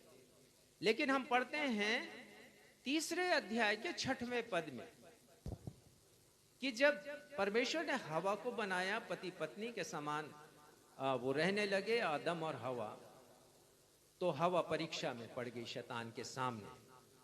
और देखिए 6वें पद में क्या लिखा है, तीसरे अध्याय के 6वें पद में, अतः जब स्त्री ने देखा कि उस वृक्ष का फल खाने के लिए अच्छा और देखने में मन भाऊ और बुद्धि देने के लिए चाहने योग्य भी है, तब उसने उसमें से तोड़कर खाया और अपने पति को भी दिया और उसने भी खाया। दोनों ने खाया। आदम को कम से कम कहना तो था, तूने गलत किया हवा, परमेश्वर ने मना किया, मैंने तुझे चिताया था, पर उसने भी खाया है। परमेश्वर की पहली आज्ञा इस तरह तोड़ दी गई। व्यवस्था विवरण 11 अध्याय के 26, 27 और 28 पद में जीवनदायक बातें लिखी। और संत मूसा लिखते हैं परमेश्वर की आज्ञा के अनुसार, वो कहते हैं इजराइलियों से, सुनो मैं आज के दिन तुम्हारे सामने आशीष और श्राप दोनों रख देता हूं। और ये हमारे सामने भी रखी गई हैं, आशीष की बातें और श्राप की बातें। और सारांश वो प्रस्तुत करते हैं और वो कहते हैं 27वें पद में, यदि तुम अपने परमेश्वर की आज्ञाओं को मानो तो तुम्हें आशीषें मिलेंगी। हम आज्ञाओं का तो पालन करते नहीं, केवल आशीषें ही आशीषें पाना चाहते हैं। आजकल के प्रचारक भी आशीषें ही आशीषें देना चाहते हैं, सिखाते नहीं कि पहले आज्ञा का तो पालन करो। तो स्पष्ट लिखा है, यदि तुम परमेश्वर की आज्ञाओं का पालन करोगे तभी तुम्हें आशीषें मिलेंगी। और उसके बाद का पद पढ़िएगा 28वां पद, और यदि तुम अपने परमेश्वर यहोवा की आज्ञाओं को नहीं मानोगे और जिस मार्ग की आज्ञा मैं आज सुनाता हूँ उसे तज कर दूसरे देवताओं के पीछे हो लोगे जिन्हें तुम नहीं जानते हो, तो तुम पर श्राप पड़ेगा। हाँ, सारांश ये है कि यदि आज्ञा पालन नहीं करोगे तो तुम पर परमेश्वर का क्रोध भड़केगा, श्राप पड़ेगा तुम्हें, परमेश्वर का दंड तुम्हें मिलेगा। हम बाइबल में आज्ञाओं को पढ़ते हैं, हम चर्च जाते हैं, आज्ञाओं को सुनते हैं, हम बड़ी बड़ी सभाओं में जाते हैं, आज्ञाओं पर किए गए प्रचार को सुनते हैं। परमेश्वर की बहुत सी आज्ञाएं हमें कंठस्थ याद हैं। हमारे घरों में 10 आज्ञा का एक पोस्टर भी लगाया जाता है अनेक परिवारों में, हम याद करके रखते हैं। पर कितनी आज्ञाओं का पालन हम करते हैं? परमेश्वर चाहते हैं कि हम उनकी आज्ञाओं का पालन करें। तो ये आज्ञा पालन क्या है? क्यों कहा गया है कि जब हम आज्ञाओं का पालन करेंगे तो परमेश्वर पिता हमारी प्रार्थनाओं को सुनेंगे? आज्ञा पालन आखिर इतनी आवश्यक क्यों है? क्यों इसकी आवश्यकता बताई गई है परमेश्वर के वचन में? 3 बिंदुओं के द्वारा समझाना चाहूंगा। आज्ञा पालन का अर्थ है परमेश्वर के वचन को सुनना, परमेश्वर के वचन को पढ़ना और उसे कार्य रूप में परिणित करना। केवल ऐसा नहीं कि आपने प्रण कर लिया कि 1 साल में बाइबिल पढ़ेंगे और आपने पढ़ के दिखा दिया। परमेश्वर की दृष्टि में आपने कोई तोप का गोला नहीं छोड़ा, तोप नहीं मारा है आप। परमेश्वर की दृष्टि में आप तभी अच्छे बनेंगे भले ही 10 अध्याय आपने पढ़ा हो, लेकिन जो लिखा है आज्ञा, लिखी है आज्ञा, उसका पालन आपने किया। परमेश्वर की नजर में वो श्रेष्ठ है। सुनना, परमेश्वर के वचन को पढ़ना और उसे कार्य रूप में तब्दील करना। ये जो परमेश्वर का वचन है वो परमेश्वर की वाणी है। ये परमेश्वर का वचन परमेश्वर की आवाज है। ऐसा ना हो कि एक कान से हम सुने और दूसरे कान से उसे उड़ा दें। प्रभु यीशु मसीह ने एक बहुत श्रेष्ठ उदाहरण दिया है और कहा जाता है कि दुनिया का यह सबसे लोकप्रिय दृष्टांत है, बीज बोने वाले का दृष्टांत। 4 प्रकार के मनुष्यों के विषय में उन्होंने दृष्टांत के द्वारा वर्णन किया है। बीज बोने वाले किसान ने बीज बोया है। उन्होंने कहा पहले प्रकार के मनुष्य वो हैं कि किसान ने बीज बोया, सड़क के किनारे गिरा, शैतान चिड़िया आई, पक्षी आया, चुग कर ले गए। उन्होंने समझाया कि शैतान भी तुम्हारे मनों में, हृदय में जो बीज बोया जाता है प्रचार के द्वारा, पढ़े जाने के द्वारा, सुनने के द्वारा, शैतान उसे जमने नहीं देता, पैर जमाने नहीं देता, जड़ पकड़ने नहीं देता, वो चुग कर ले जाता है। और बहुत से मसीहियों के जीवन में यही होता है। बहुत से मसीही तो पढ़ना भी नहीं चाहते। बहुत से मसीहियों के पास व्यक्तिगत परमेश्वर का वचन, जिसे बाइबिल कहते हैं, वो भी नहीं है। ये स्थिति है हमारी। हमें सीखने की आवश्यकता है। प्रभु यीशु मसीह ने कहा कि कुछ बीज पत्थरों पर गिरे हैं और वर्षा हुई है, कुछ पानी ठहरा है गड्ढों में, बीज वहां पड़ गया है और बहुत जल्दी उगाया क्योंकि वो पानी उसे मिला है बढ़ने के लिए। पर जड़ नहीं गहराई तक उसका जा सका है क्योंकि चट्टान है, भूमि नहीं है वो स्थान। और यीशु कहते हैं कि वो सूख गया कुछ समय के बाद। कुछ लोगों का जीवन ऐसे ही है, वचन सुनते हैं, कुछ समय तक रहता है उनके हृदय में, लेकिन बाद में जड़ नहीं पकड़ पाता। और तीसरा प्रकार उन्होंने बताया मनुष्य का कि कुछ बीज है झाड़ियों के बीच में, वो उगा है झाड़ियों के मध्य में और वो बढ़ता है और अधिक बढ़ जाता है। लेकिन जो झाड़ियां हैं आसपास, जंगली झाड़ियां, वो और भी शीघ्रता से बढ़ती हैं और जो कुछ वो बीज उत्पन्न करता है उसे और आगे बढ़ने नहीं देती, जिसके प्रभाव से वो दब जाता है।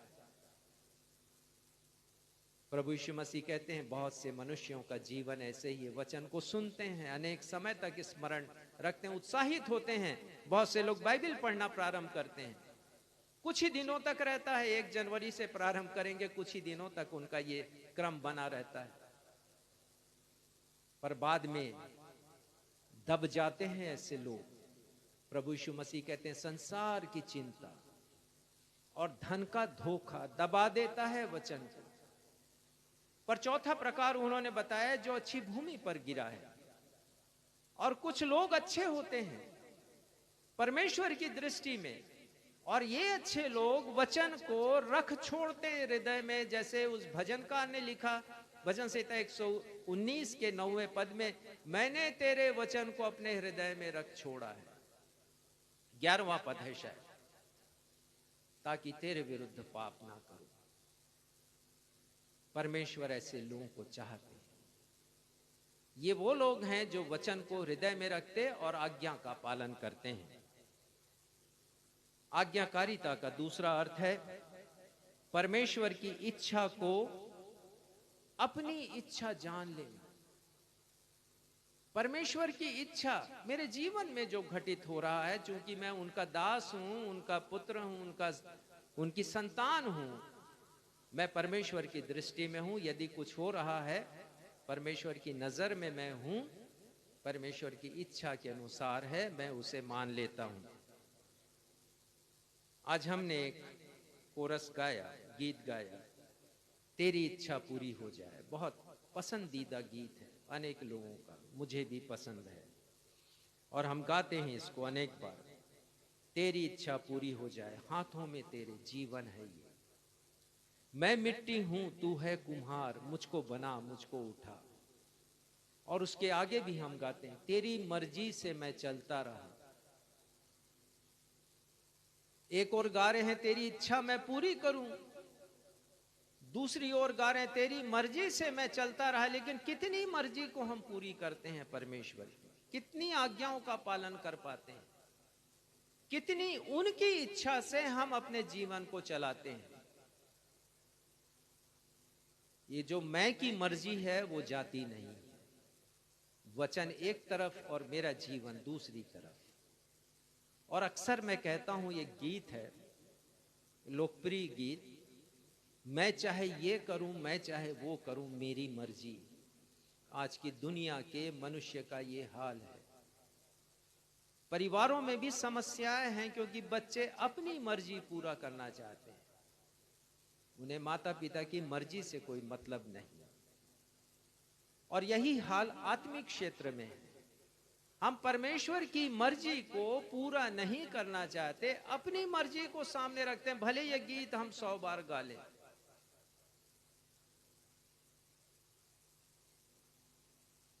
अपनी मर्जी से मैं चलता रहा, चलते ही रहते हैं, अपनी मर्जी से पूरी नहीं कर पाते परमेश्वर की मर्जी। क्योंकि ये जो मैं है मेरे हृदय में, मेरा जो ईगो है, अहम है, वो परमेश्वर की इच्छा को पूरी करने में बाधक है। और मैं इसे इस प्रकार समझाता हूं कि मान लीजिए आपके हृदय रूपी सिंहासन पर, हृदय में एक सिंहासन है। सोचिए उस पर कौन विराजमान है? उस पर मैं विराजमान हूं या यीशु विराजमान है? यदि मैं विराजमान हूं, अपनी मर्जी को पूरी करने वाला हूं, तो यीशु हमेशा मेरे हृदय से बाहर रहेंगे। दोनों को एक साथ रख नहीं सकते, क्योंकि यीशु ने कहा तुम 2 स्वामियों की सेवा नहीं कर सकते। हम 2 स्वामियों को हृदय में नहीं रख सकते एक बार में। या तो हम मैं को रखेंगे, अहम को रखेंगे, शैतान को रखेंगे, या फिर हम यीशु को रखेंगे। मैं, अहम और शैतान को रखेंगे तो यीशु हमारे हृदय से बाहर है, और हृदय में यीशु को रखेंगे तो शैतान बाहर है। किसे रखना चाहेंगे? यदि यीशु को रखना चाहेंगे तो यीशु की मर्जी को हम पूरी करेंगे। आज्ञाकारिता का तीसरा अर्थ है प्रभु यीशु मसीह को अपने जीवन का संपूर्ण नियंत्रण सौंप देना। संपूर्ण समर्पण प्रभु यीशु मसीह चाहते हैं, और प्रभु यीशु मसीह की इच्छा के अनुरूप अपने जीवन को चलाना। इसका मतलब यह है कि अपने जीवन की बागडोर, अपने जीवन का नियंत्रण प्रभु यीशु मसीह के हाथ में सौंप देना। और ये तब होगा जब मैं अपने मैं को मारूंगा, अपनी मर्जी को मैं मारूंगा। संत पौलुस का संपूर्ण समर्पण था। पौलुस के मैं को देखिएगा, आप भी अचंभित होंगे। गलातियों 2 अध्याय के 20वें पद में वो लिखते हैं, अब मैं जीवित नहीं रहा। और हमारा संपूर्ण समर्पण ऐसा ही होना चाहिए कि मैंने अपने मैं को मार दिया है, अब यीशु मेरे हृदय का स्वामी है। इंग्लिश में क्रिश्चियन कहा जाता है मसीहियों को या ईसाइयों को, और किसी ने ऐसा परिभाषित किया है, क्राइस्ट के बाद 3 लेटर हैं, IAN, और उसकी व्याख्या उन्होंने ऐसे की है कि क्राइस्ट फर्स्ट, और उसके बाद I के लिए I, A के लिए M और N के लिए नथिंग। आई एम नथिंग, पर जो कुछ मेरे जीवन में है वो यीशु है। मेरा समर्पण यीशु मसीह के लिए है, और ये समर्पण संत पौलुस का था 100%। वो कहते हैं गलातियों 2:20 में, अब मैं जीवित नहीं रहा परंतु मसीह मुझ में जीवित है। वो कहते हैं मैं अपने आप को मैंने क्रूस पर चढ़ाया मसीह के साथ, अब मैं मसीह के साथ ही जुड़ गया हूं। फिलिपियों 1:21 में लिखते हैं, मेरे लिए जीवित रहना मसीह है और मर जाना लाभ है। ये उनका कमिटमेंट था। जीवित हूं तो प्रभु के लिए, और यदि मरता हूं तो प्रभु के लिए। मेरे लिए जीवित रहना मसीह और मर जाना लाभ है। एक पद निकालिएगा, लूका 22 और 42। प्रभु यीशु मसीह श्रेष्ठ उदाहरण है आज्ञाकारिता का। परमेश्वर पिता की प्रत्येक आज्ञाओं का पालन उन्होंने किया है, और यहां यीशु मसीह गतसमनी बाग में है। कुछ ही समय के बाद यहूदा इस्करियोती गतसमनी बाग में पहुंचने वाला यीशु मसीह को पकड़वाने के लिए उसने सौदा किया है। यीशु एक तरफ है, शिष्यों को नींद आ रही है, यीशु के साथ जागने को तैयार है, और यीशु अकेले हैं, प्रार्थना कर रहे हैं। और संत लूका लिखते हैं 22 अध्याय के 42वें पद में, पढ़िएगा,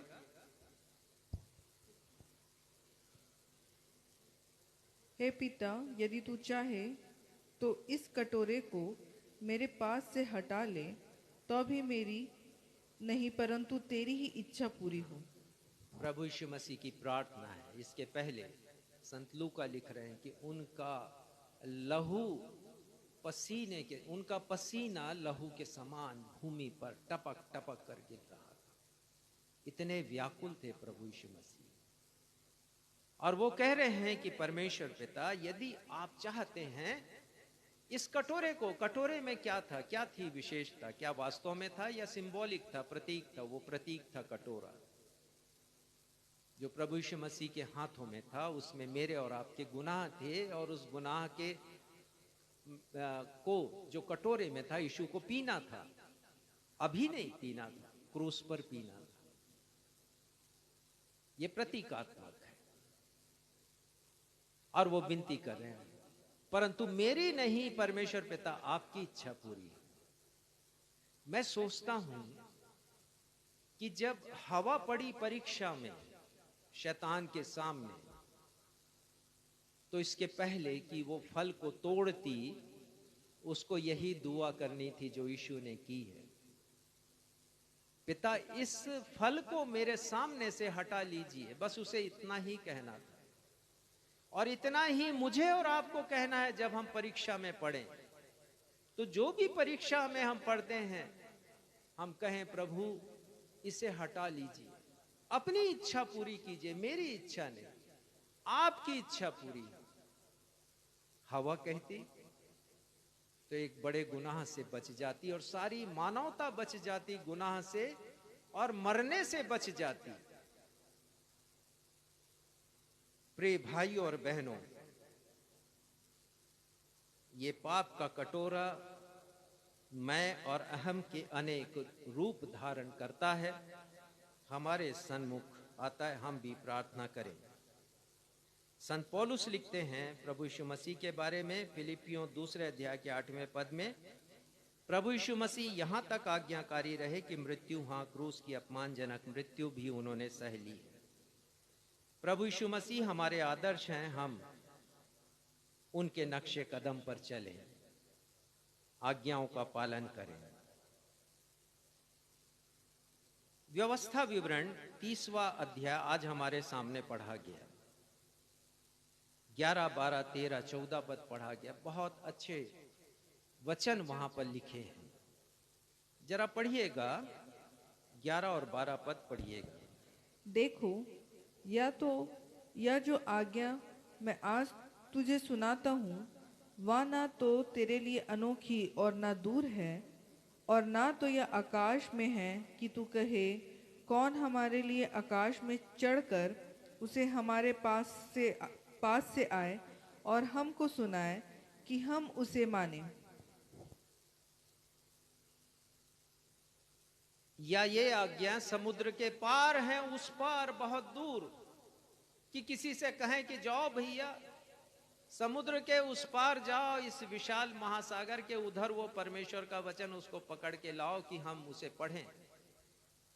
आकाश में नहीं है कि किसी से कहें कि लाए वो।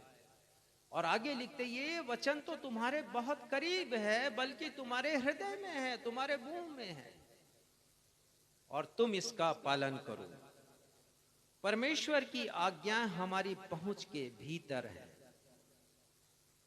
ये आज्ञाएं जीवनदायक हैं, हमें अनोखी नहीं लगनी चाहिए। ताज्जुब ना करे जो लिखा है इसके ऊपर, क्योंकि 1 यूहन्ना 5वें अध्याय के 3 पद में लिखा है, हमें परमेश्वर की आज्ञाओं को मानना चाहिए, क्योंकि परमेश्वर की आज्ञा कठिन नहीं है। हमारी सोच, हमारा माइंड सेट जो है, हमारी मानसिकता परमेश्वर की आज्ञाओं को कठिन बना देती है। शैतान का एक काम है ये, कि हमें वो कहता है ये तो कठिन आज्ञा है, पालन नहीं कर सकते तुम, और हम उसी के नक्शे कदम पर चलते हैं। पर ये परमेश्वर का वचन है। 1 यूहन्ना 5:3 में लिखा है, हम परमेश्वर की आज्ञाओं को माने, और परमेश्वर की आज्ञाएं कठिन नहीं है। बहुत अद्भुत है परमेश्वर का वचन। प्रभु यीशु मसीह ने कहा, आज का सुसमाचार का पाठ मत्ती 6:21 में प्रभु यीशु मसीह स्पष्ट कहते हैं, अनेक बार हमने पढ़ा है, सारांशी देखेंगे। प्रभु यीशु मसीह कहते हैं, केवल आराधना स्तुति करने वाले भक्तजन। यदि कोई सोचे कि हम हर रविवार को चर्च जा रहे हैं, आराधना हम उपस्थित हो रहे हैं, और इतिश्री समझ लिया इसको कि मेरा कर्तव्य यहां पूरा हो गया परमेश्वर के प्रति, तो वो गफलत में है। जो सुना है कलीसिया में, उस वचन का पालन किया जाना अत्यंत आवश्यक है। क्योंकि यीशु मसीह कहते हैं 22वें पद में, भविष्यवाणी करने वाले, आश्चर्य कर्मों को करने वाले, प्रोफेट, प्रोफेटेस, हीलर, चंगाई देने वाले, आजकल ये बहुत आ गए हैं, समृद्धि लाने वाले प्रचारक, ऐसे हर एक लोग,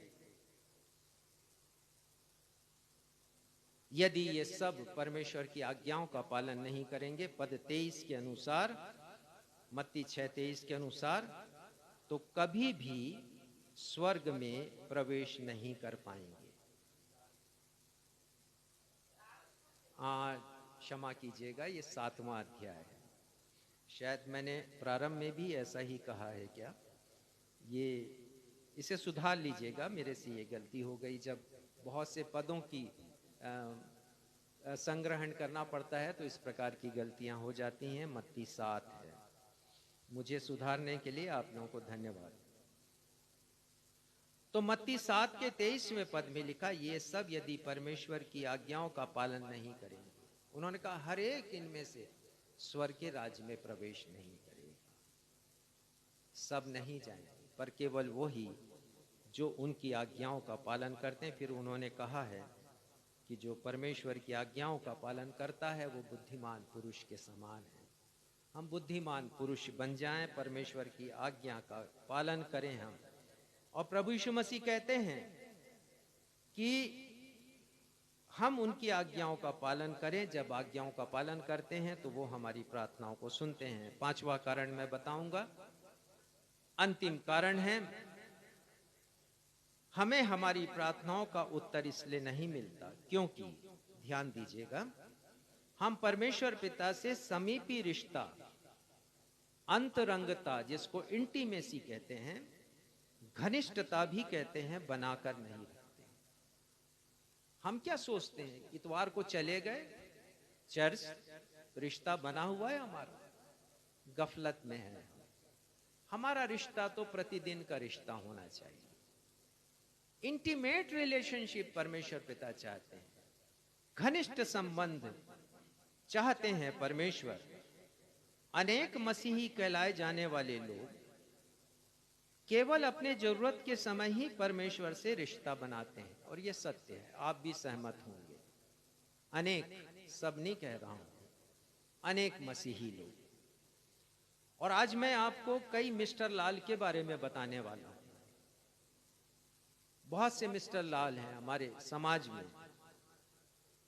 एक मिस्टर आई लाल हैं, अर्थात इतवारी लाल, केवल इतवार को रिश्ता बनाते हैं परमेश्वर से और सोचते हैं कि इतवार को चर्च चले गए, उनका धार्मिक कर्तव्य है जो परमेश्वर के प्रति वो पूरा हो गया। लेकिन कुछ लोग मिस्टर टी लाल होते हैं, त्योहारी लाल होते हैं। ये सच मैं बता रहा हूं। कलीसिया में आप भी देख सकते हैं त्योहारी लाल लोगों को, जो केवल बड़े दिन की आराधना में, क्रिसमस पर्वों पर बड़े जोश और उमंग से भरे रहते हैं, नए साल में, ईस्टर में, गुड फ्राइडे में चर्च खचाखच भरा रहता है और बाहर भी कुर्सियां लगानी पड़ती हैं। ऐसे त्योहारी लाल लोगों के लिए, मिस्टर टी लाल के लिए। फिर मैं बताना चाहूंगा मिस्टर सेवालाल के बारे में। ये ऐसे लोग होते हैं जिन्होंने चर्च को सेवा केंद्र बनाकर रखा है कि चर्च की सदस्यता केवल इसलिए ले ली है, हैचिंग, मैचिंग, डिस्पैचिंग, जिसको अक्सर मैं कहता हूं। मेरे पुराने श्रोता समझ गए होंगे मेरा आशय क्या है। अर्थात बच्चों का बपतिस्मा हो जाए, हैचिंग हो जाए, मैचिंग अर्थात उनका विवाह कलीसिया में हो जाए, और डिस्पैचिंग यानी जब उनकी मृत्यु हो तो कलीसिया के पासबान उनको मिट्टी दे दे। ये मिस्टर सेवालाल, मिस्टर एस लाल। और कुछ लोग होते हैं मिस्टर सी लाल, कॉन्फ्रेंस लाल।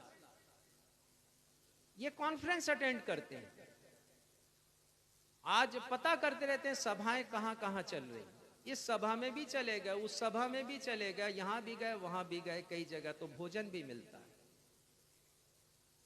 बाहर यदि ऐसी कॉन्फ्रेंस मीटिंग्स लगाई जाती हैं तो आने जाने का किराया भी बहुत से लोग दे देते हैं। बहुत सुविधाजनक कि जाओ बाहर घूम के भी आ जाओ। और आजकल तो लोगों ने इसको एक फैशन सा बना लिया है कि बहुत सी जगह कभी मीटिंग केरल में हो जाती, कभी यहाँ नॉर्थ ईस्ट में हो जाती, तो मीटिंग भी अटेंड कर लिया। ये मिस्टर सी लाल के बारे में बता रहा हूं। ऐसे मिस्टर मिसेस सी लाल बहुत होते हैं, यहां वहां जाकर मीटिंग भी अटेंड कर लिया, घूम फिर भी लिया। मैंने भी किया, मैं अपने आप को क्यों इससे बचा के रखूं। लेकिन आज मैं समझता हूं कि परमेश्वर पिता से घनिष्ठ संबंध बनाए रखना जरूरी हो, चाहे वो मिस्टर आई लाल हो, टी लाल हो, एस लाल हो या सी लाल। अच्छा है जो आप कर रहे हैं, गलत नहीं है, हमें तो करना ही है ना, हम भी करते हैं ऐसा। पर सवाल यही है कि क्या हम घनिष्ठ संबंध बना के रखते हैं। लेकिन एक और खतरनाक मिस्टर के बारे में बताना चाहूंगा, और मिस्टर एम लाल हैं, मतलबी लाल। और ऐसे मतलबी लोगों ने कलीसिया को प्लेटफॉर्म बना लिया है, सोशल प्लेटफॉर्म। मिलने जुलने का स्थान हो गया, मनोरंजन का स्थल हो गया कलीसिया। और ये मतलबी लोग मतलब के समय प्रार्थना करते हैं। दुर्घटना हो गई किसी की तब कर लिया, या फिर तब कर लिया जब किसी उनके बच्चों को परीक्षा में उत्तीर्ण होना है। पिछले रविवार को भी मैंने इसके विषय में चर्चा की थी। मतलब के समय, स्वार्थ के समय प्रार्थना करना। मैं बताना चाहता हूं, यदि ऐसे महानुभावों का जीवन यदि घनिष्ठ नहीं है संबंध के मामले में परमेश्वर से, तो उनका जीवन खोखला है, उनकी प्रार्थना भी खोखली है, परमेश्वर कभी नहीं सुनेंगे। उनकी प्रार्थनाएं होठों से प्रारंभ होकर होठों में ही समाप्त हो जाती है। प्रार्थना का उत्तर मिलना तो दूर की बात है। और परमेश्वर पिता ऐसे रिश्तेदारों को पसंद नहीं करते हैं। मैं कठोर शब्दों का इस्तेमाल कर रहा हूं इसलिए क्योंकि वचन भी समर्थन करता है जो प्रचार मैं कर रहा हूं। परमेश्वर चाहते हैं कि रिश्तेदारी ऐसी हो हमसे, पिता पुत्र का संबंध ऐसा हो जाए कि हम जुड़े रहें उनसे। आगे व्याख्या भी करूंगा। करीबी रिश्ता हो, हमारे संबंधों में घनिष्ठता हो, समीपी हो, इंटीमेसी हो, अंतरंगता हो। प्रभु यीशु मसीह ने इस सच्चाई की व्याख्या की है। निकाल लीजिए, थोड़ा देखेंगे आज का सुसमाचार का पाठ।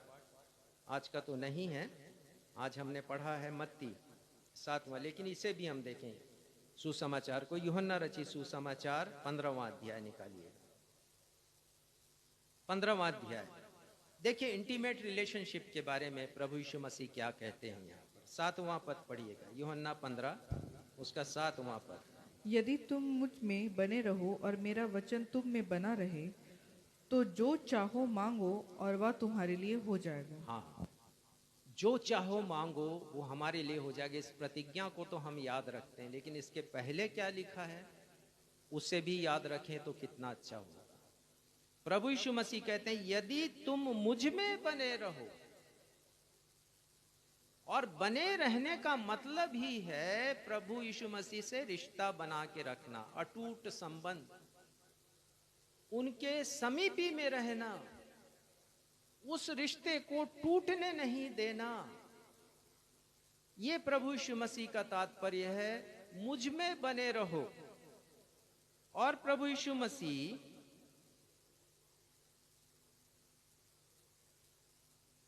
का तात्पर्य यहां पर यह है, क्योंकि हम बने नहीं रहते हैं इसलिए हमारी प्रार्थनाएं भी सुनी नहीं जाती है। लगातार संबंध बनाकर रखना। प्रभु यीशु मसीह ने इस रिश्ते को एक दृष्टांत के द्वारा समझाया है। 4वां पद पढ़िएगा इसी का, यूहन्ना रचित सुसमाचार 15 अध्याय 4वां पद। इसमें 3 सच्चाई हैं इस पद में है, मैं बताना चाहूंगा, धीरे धीरे पढ़िएगा।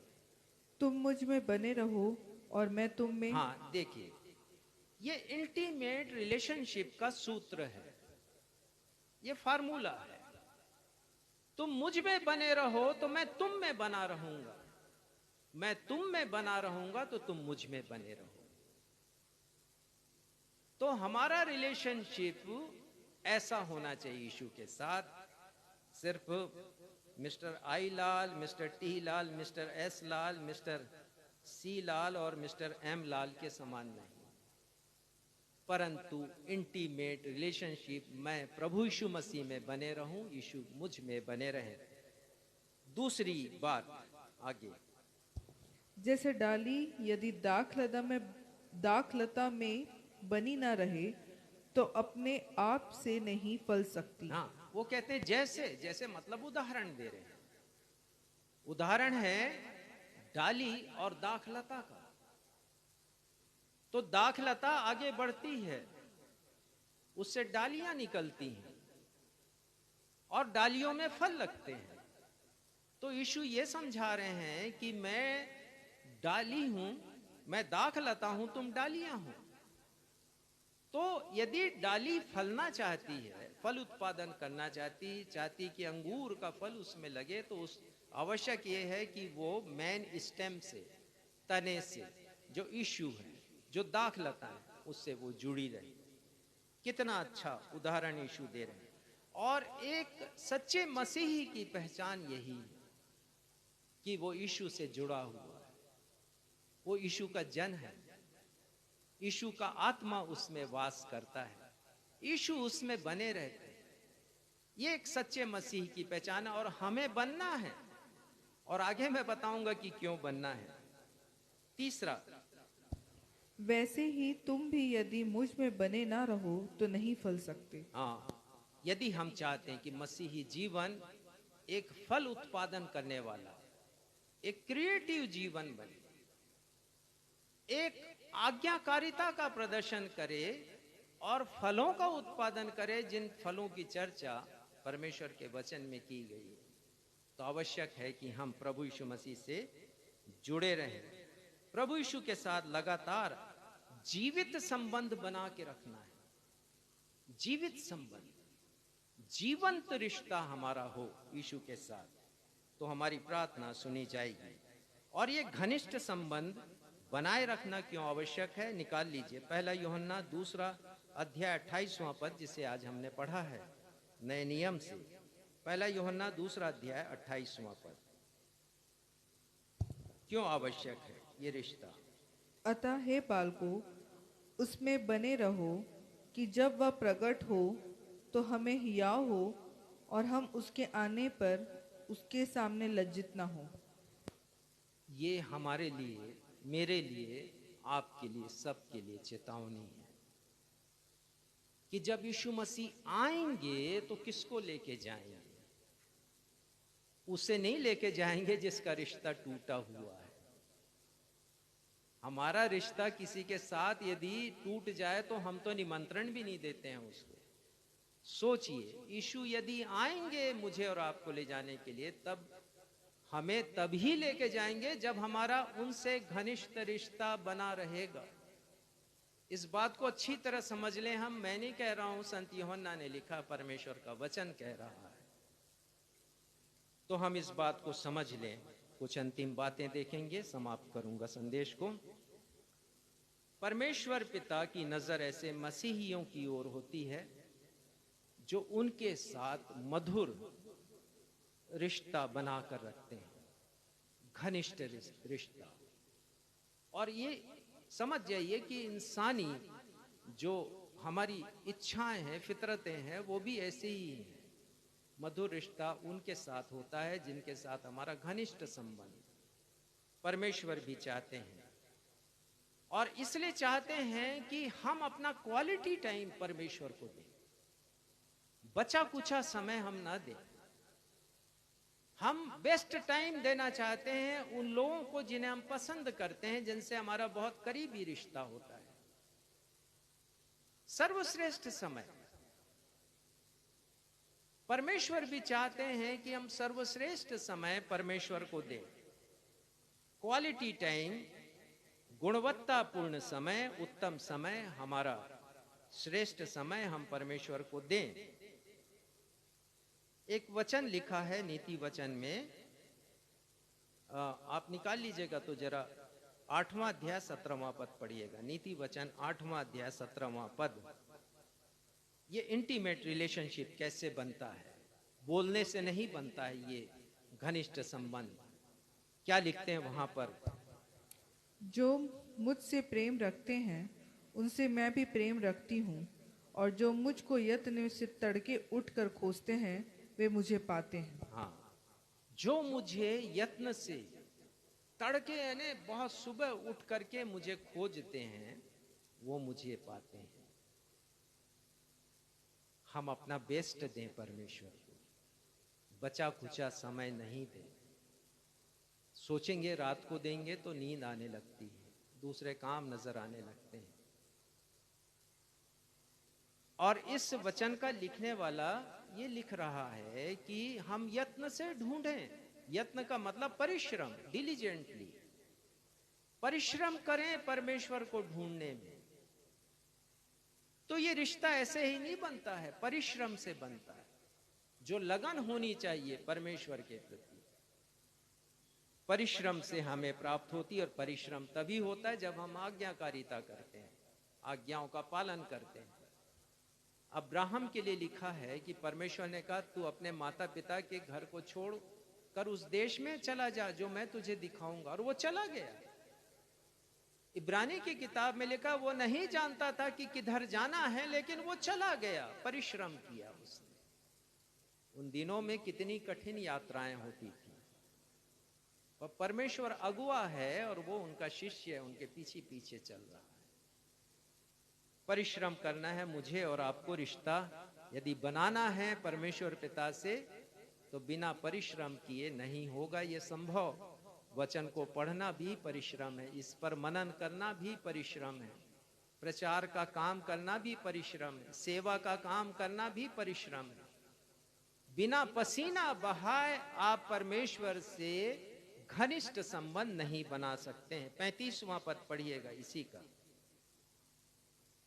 नीति वचन 8 उसका 35वां पद। क्योंकि जो मुझे पाता है वह जीवन को पाता है और यहोवा उससे प्रसन्न होता है। जो मुझे पाता है, ये जो रिश्ता हमने बना लिया वो तो बुद्धि आया है, वहां पर बुद्धि यीशु मसीह को प्रकट करता है। हमने यीशु को पा लिया, यीशु में बने हैं हम, यीशु से घनिष्ठ रिश्ता है हमारा, तो हम परमेश्वर को प्रसन्न करते हैं। हमारी चाहत होनी चाहिए परमेश्वर से रिश्ता बनाने की। हमारी अभिलाषा कैसी होनी चाहिए? एक रूपक के द्वारा भजन संहिता 42 के रचनाकार ने हमें समझाया है। भजन संहिता 42 और उसके पहले पद में लिखा है, जैसे हिरण अर्थात मृग, डियर नदी के जल के लिए हाँफती है, वैसे ही हे परमेश्वर मैं तेरा प्यासा हूं। पढ़ लेना आप, मृग मरीचिका क्या होती है। पानी के लिए तरसती है जब हिरण, तो यहां से वहां भागती है। हमारी भी चाहत ऐसी होनी चाहिए परमेश्वर के प्रति। हमारी प्रार्थना है परमेश्वर के सन्मुख ग्रहण योग्य हो, परमेश्वर ग्रहण करे। इसके लिए आवश्यक है कि हम सतही मसीही जीवन को त्याग दें और गहराई से रिश्ता बनाएं परमेश्वर के साथ। परमेश्वर के अनेक दासों ने रिश्ता बनाया। आप अब्राहम को ले लीजिए, नूह को ले लीजिए, हनोक को ले लीजिए, इंटीमेट रिलेशनशिप। यूसुफ को ले लीजिए, चाहे वो गुलाम है पोतीपर के घर में, तो भी परमेश्वर से रिश्ता है, क्योंकि लिखा परमेश्वर उसके संग था। बंदी गृह में डाला गया है, तो भी वो परमेश्वर से उसने रिश्ता बनाकर रखा, क्योंकि लिखा है परमेश्वर उसके संग था। कैसे रहेंगे परमेश्वर संग में मेरे और आपकी, यदि हमारा रिश्ता नहीं हो तो? इंटीमेट रिलेशनशिप उन्होंने बनाकर रखा है, और ये रिश्ता तब होता है जब हम अपने हृदय को खोल देते हैं परमेश्वर के सामने, और परमेश्वर के हृदय को हम देखते हैं। परमेश्वर के महान व्यक्तित्व का दर्शन हमें तभी होगा जब हम परमेश्वर के हृदय से बातचीत करेंगे। हन्ना ने बात किया है, वो प्रार्थना कर रही, उसकी सौतन उसको ताना मार रही है, लेकिन वो अपना हृदय खोल करके रखी। उसने कहा एली से, वो प्रार्थना कर रही है, एली महायाजक कुछ और समझ रहे हैं उसके विषय में। आप पढ़ लीजिएगा पहला शमूएल पहला अध्याय। वो कहती मैंने तो अपने दिल की बातें खोल कर परमेश्वर के सामने रखी। आज का उत्तरवादी का पाठ भजन संहिता 142 देखिए, राजा दाऊद क्या लिखते हैं। दूसरा पद, भजन संहिता 142 वर्स 2। मैं अपने शौक की बातें मैं अपने शौक की बातें उससे खोलकर कहता। हाँ, आगे। मैं अपना संकट उसके आगे प्रकट करता। ये है अपना दिल खोल देना परमेश्वर के सामने। दाऊद ने ये तब किया जब उसका रिश्ता इतना घना था, घनिष्ठ था परमेश्वर के साथ। इंटीमेट रिलेशनशिप हम भी बना कर रखें। प्रभु यीशु मसीह ने कहा है मत्ती 6वें अध्याय के 6वें पद में वो कहते हैं, जब तू प्रार्थना करे तो अपनी कोठरी में जा और द्वार बंद करके अपने पिता से जो गुप्त में है प्रार्थना कर। कैसे बना सकते हैं रिश्ता इंटीमेट? एकांत में, अकेले में। और आप कोशिश कीजिए, बहुतों के साथ तो आप बहुत रह लेते हैं, लेकिन परमेश्वर के साथ कभी अकेले में रह करके भी देखिए। मैं याद करता हूं कॉलेज के दिनों में जब मैंने यीशु को ग्रहण किया, मेरे पास एक साइकिल थी, कॉलेज पढ़ता था मैं, और अक्सर मैं अपनी बाइबल को, जो मेरी निजी बाइबल थी, उसे मैं साइकिल के स्टैंड में रखता और चला जाता किसी तालाब के पास या जंगल के शांत स्थान में, और मैं वहां अध्ययन करता। यह है परमेश्वर से घनिष्ठ संबंध बना करके रखना। प्रभु यीशु मसीह ने कहा, तू कोठरी में जा, तुझे रिश्ता बनाना है परमेश्वर से। द्वार को बंद कर। आवश्यक नहीं है कि आप किसी कमरे में ही जाएं, बहुतों के घर में तो अकेला कमरा भी नहीं है, पर एकांत स्थान तो अनेक जगह पर है। इस दुनिया में बहुत सी चीजों को आप ढूंढ लेते हैं, अकेले कहां आपको रहना वो भी ढूंढ लीजिए। यीशु ने ढूंढ लिया। अनेक स्थानों पर लिखा यीशु एकांत में चले गए प्रार्थना करने के लिए। घनिष्ठ संबंध उन्होंने परमेश्वर से बना करके रखा। वो कहते हैं, पिता मुझ में हूं और मैं पिता में हूं। ये था घनिष्ठ संबंध जिसे उन्होंने बना कर रखा। अंतिम पद पढ़िएगा, इब्रानियों 5वां अध्याय 7वां पद। देखिए, यीशु की प्रार्थना के विषय में यहां पर लिखा है, इब्रानी 5 और 7वां पद। यीशु ने अपनी देह में रहने के दिनों में ऊंचे शब्द से पुकार कर और आंसू बहा कर उससे जो उसको मृत्यु से बचा सकता था प्रार्थनाएं और विनती की, और भक्ति के कारण उसकी सुनी गई। भक्ति के कारण, इंटीमेट रिलेशनशिप के कारण आंसू बहा कर प्रभु यीशु मसीह ने प्रार्थना की। गतसमनी बाग में अकेले चले गए वो शिष्यों को छोड़कर। शिष्यों ने जाना नहीं चाहा और वो प्रार्थना कर रहे हैं, रो रो करके, आंसू बहा करके। कहीं और विवरण नहीं है, इब्रानी के लेखक ने उस विवरण को लिखा है। रोए हैं यीशु वहां पर, आंसू बहाया है उन्होंने, वेदना से प्रार्थना की, वेदना से भरकर, और लिखा उनकी सुनी गई। प्रिय भाइयों और बहनों, यदि हम घनिष्ठ संबंध बना करके रखेंगे तो परमेश्वर मेरी और आपकी विनतियों को सुनेगा। इसके साथ एक बात मैं बताना चाहता हूं। आप कह सकते हैं कि ये पांचों कारण आपके ऊपर फिट नहीं होते हैं, क्योंकि आप प्रार्थना करते हैं, विश्वास के साथ करते हैं। आप कहते हैं आपकी गवाही भी बहुत अच्छी है। आप कहते हैं कि आप मतलबी स्वार्थी प्रार्थना नहीं करते हैं। आप कह सकते हैं कि आप आज्ञा पालन करते हैं, और अभी जो हमने पढ़ा सीखा, आप कह सकते हैं कि आपका घनिष्ठ संबंध परमेश्वर के साथ। आप उनमें से नहीं है जिनका आपने विवरण दिया है, हम उनमें से नहीं है। लेकिन हमारी प्रार्थना क्यों नहीं सुनी जा रही है? क्यों नहीं सुनते? इस वचन की व्याख्या मैं आने वाले रविवार को दूंगा, तो आने वाले रविवार को आप अवश्य संदेश को सुनिएगा। आपके हृदय के अनेक प्रश्नों का उत्तर आपको मिलेगा। इस वचन के द्वारा परमेश्वर पिता आपको अपनी आशीषें प्रदान करे। आइए हम फिर से उस गीत को गाएं जिसे हमने संदेश के प्रारंभ में गाया था, प्रार्थना में जो कुछ मांगा पूरा करो अरमान। आइए इस गीत को गाएं।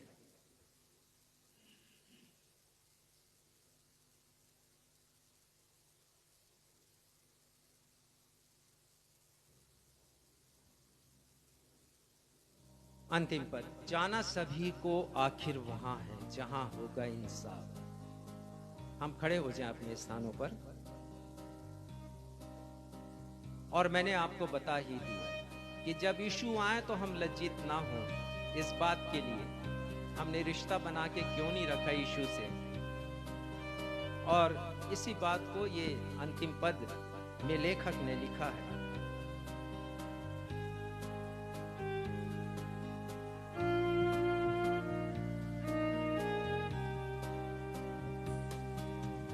जाना सभी को आखिर वहां है, होगा जहां इंसाफ। जाना है यदि स्वर्ग में तुमको, मन को फिरा लो आज। जाना सभी को आखिर वहां है, होगा जहां इंसाफ। जाना यदि स्वर्ग में तुमको, मन को फिरा लो आज। प्रार्थना में जो कुछ मांगा पूरा करो अरमान।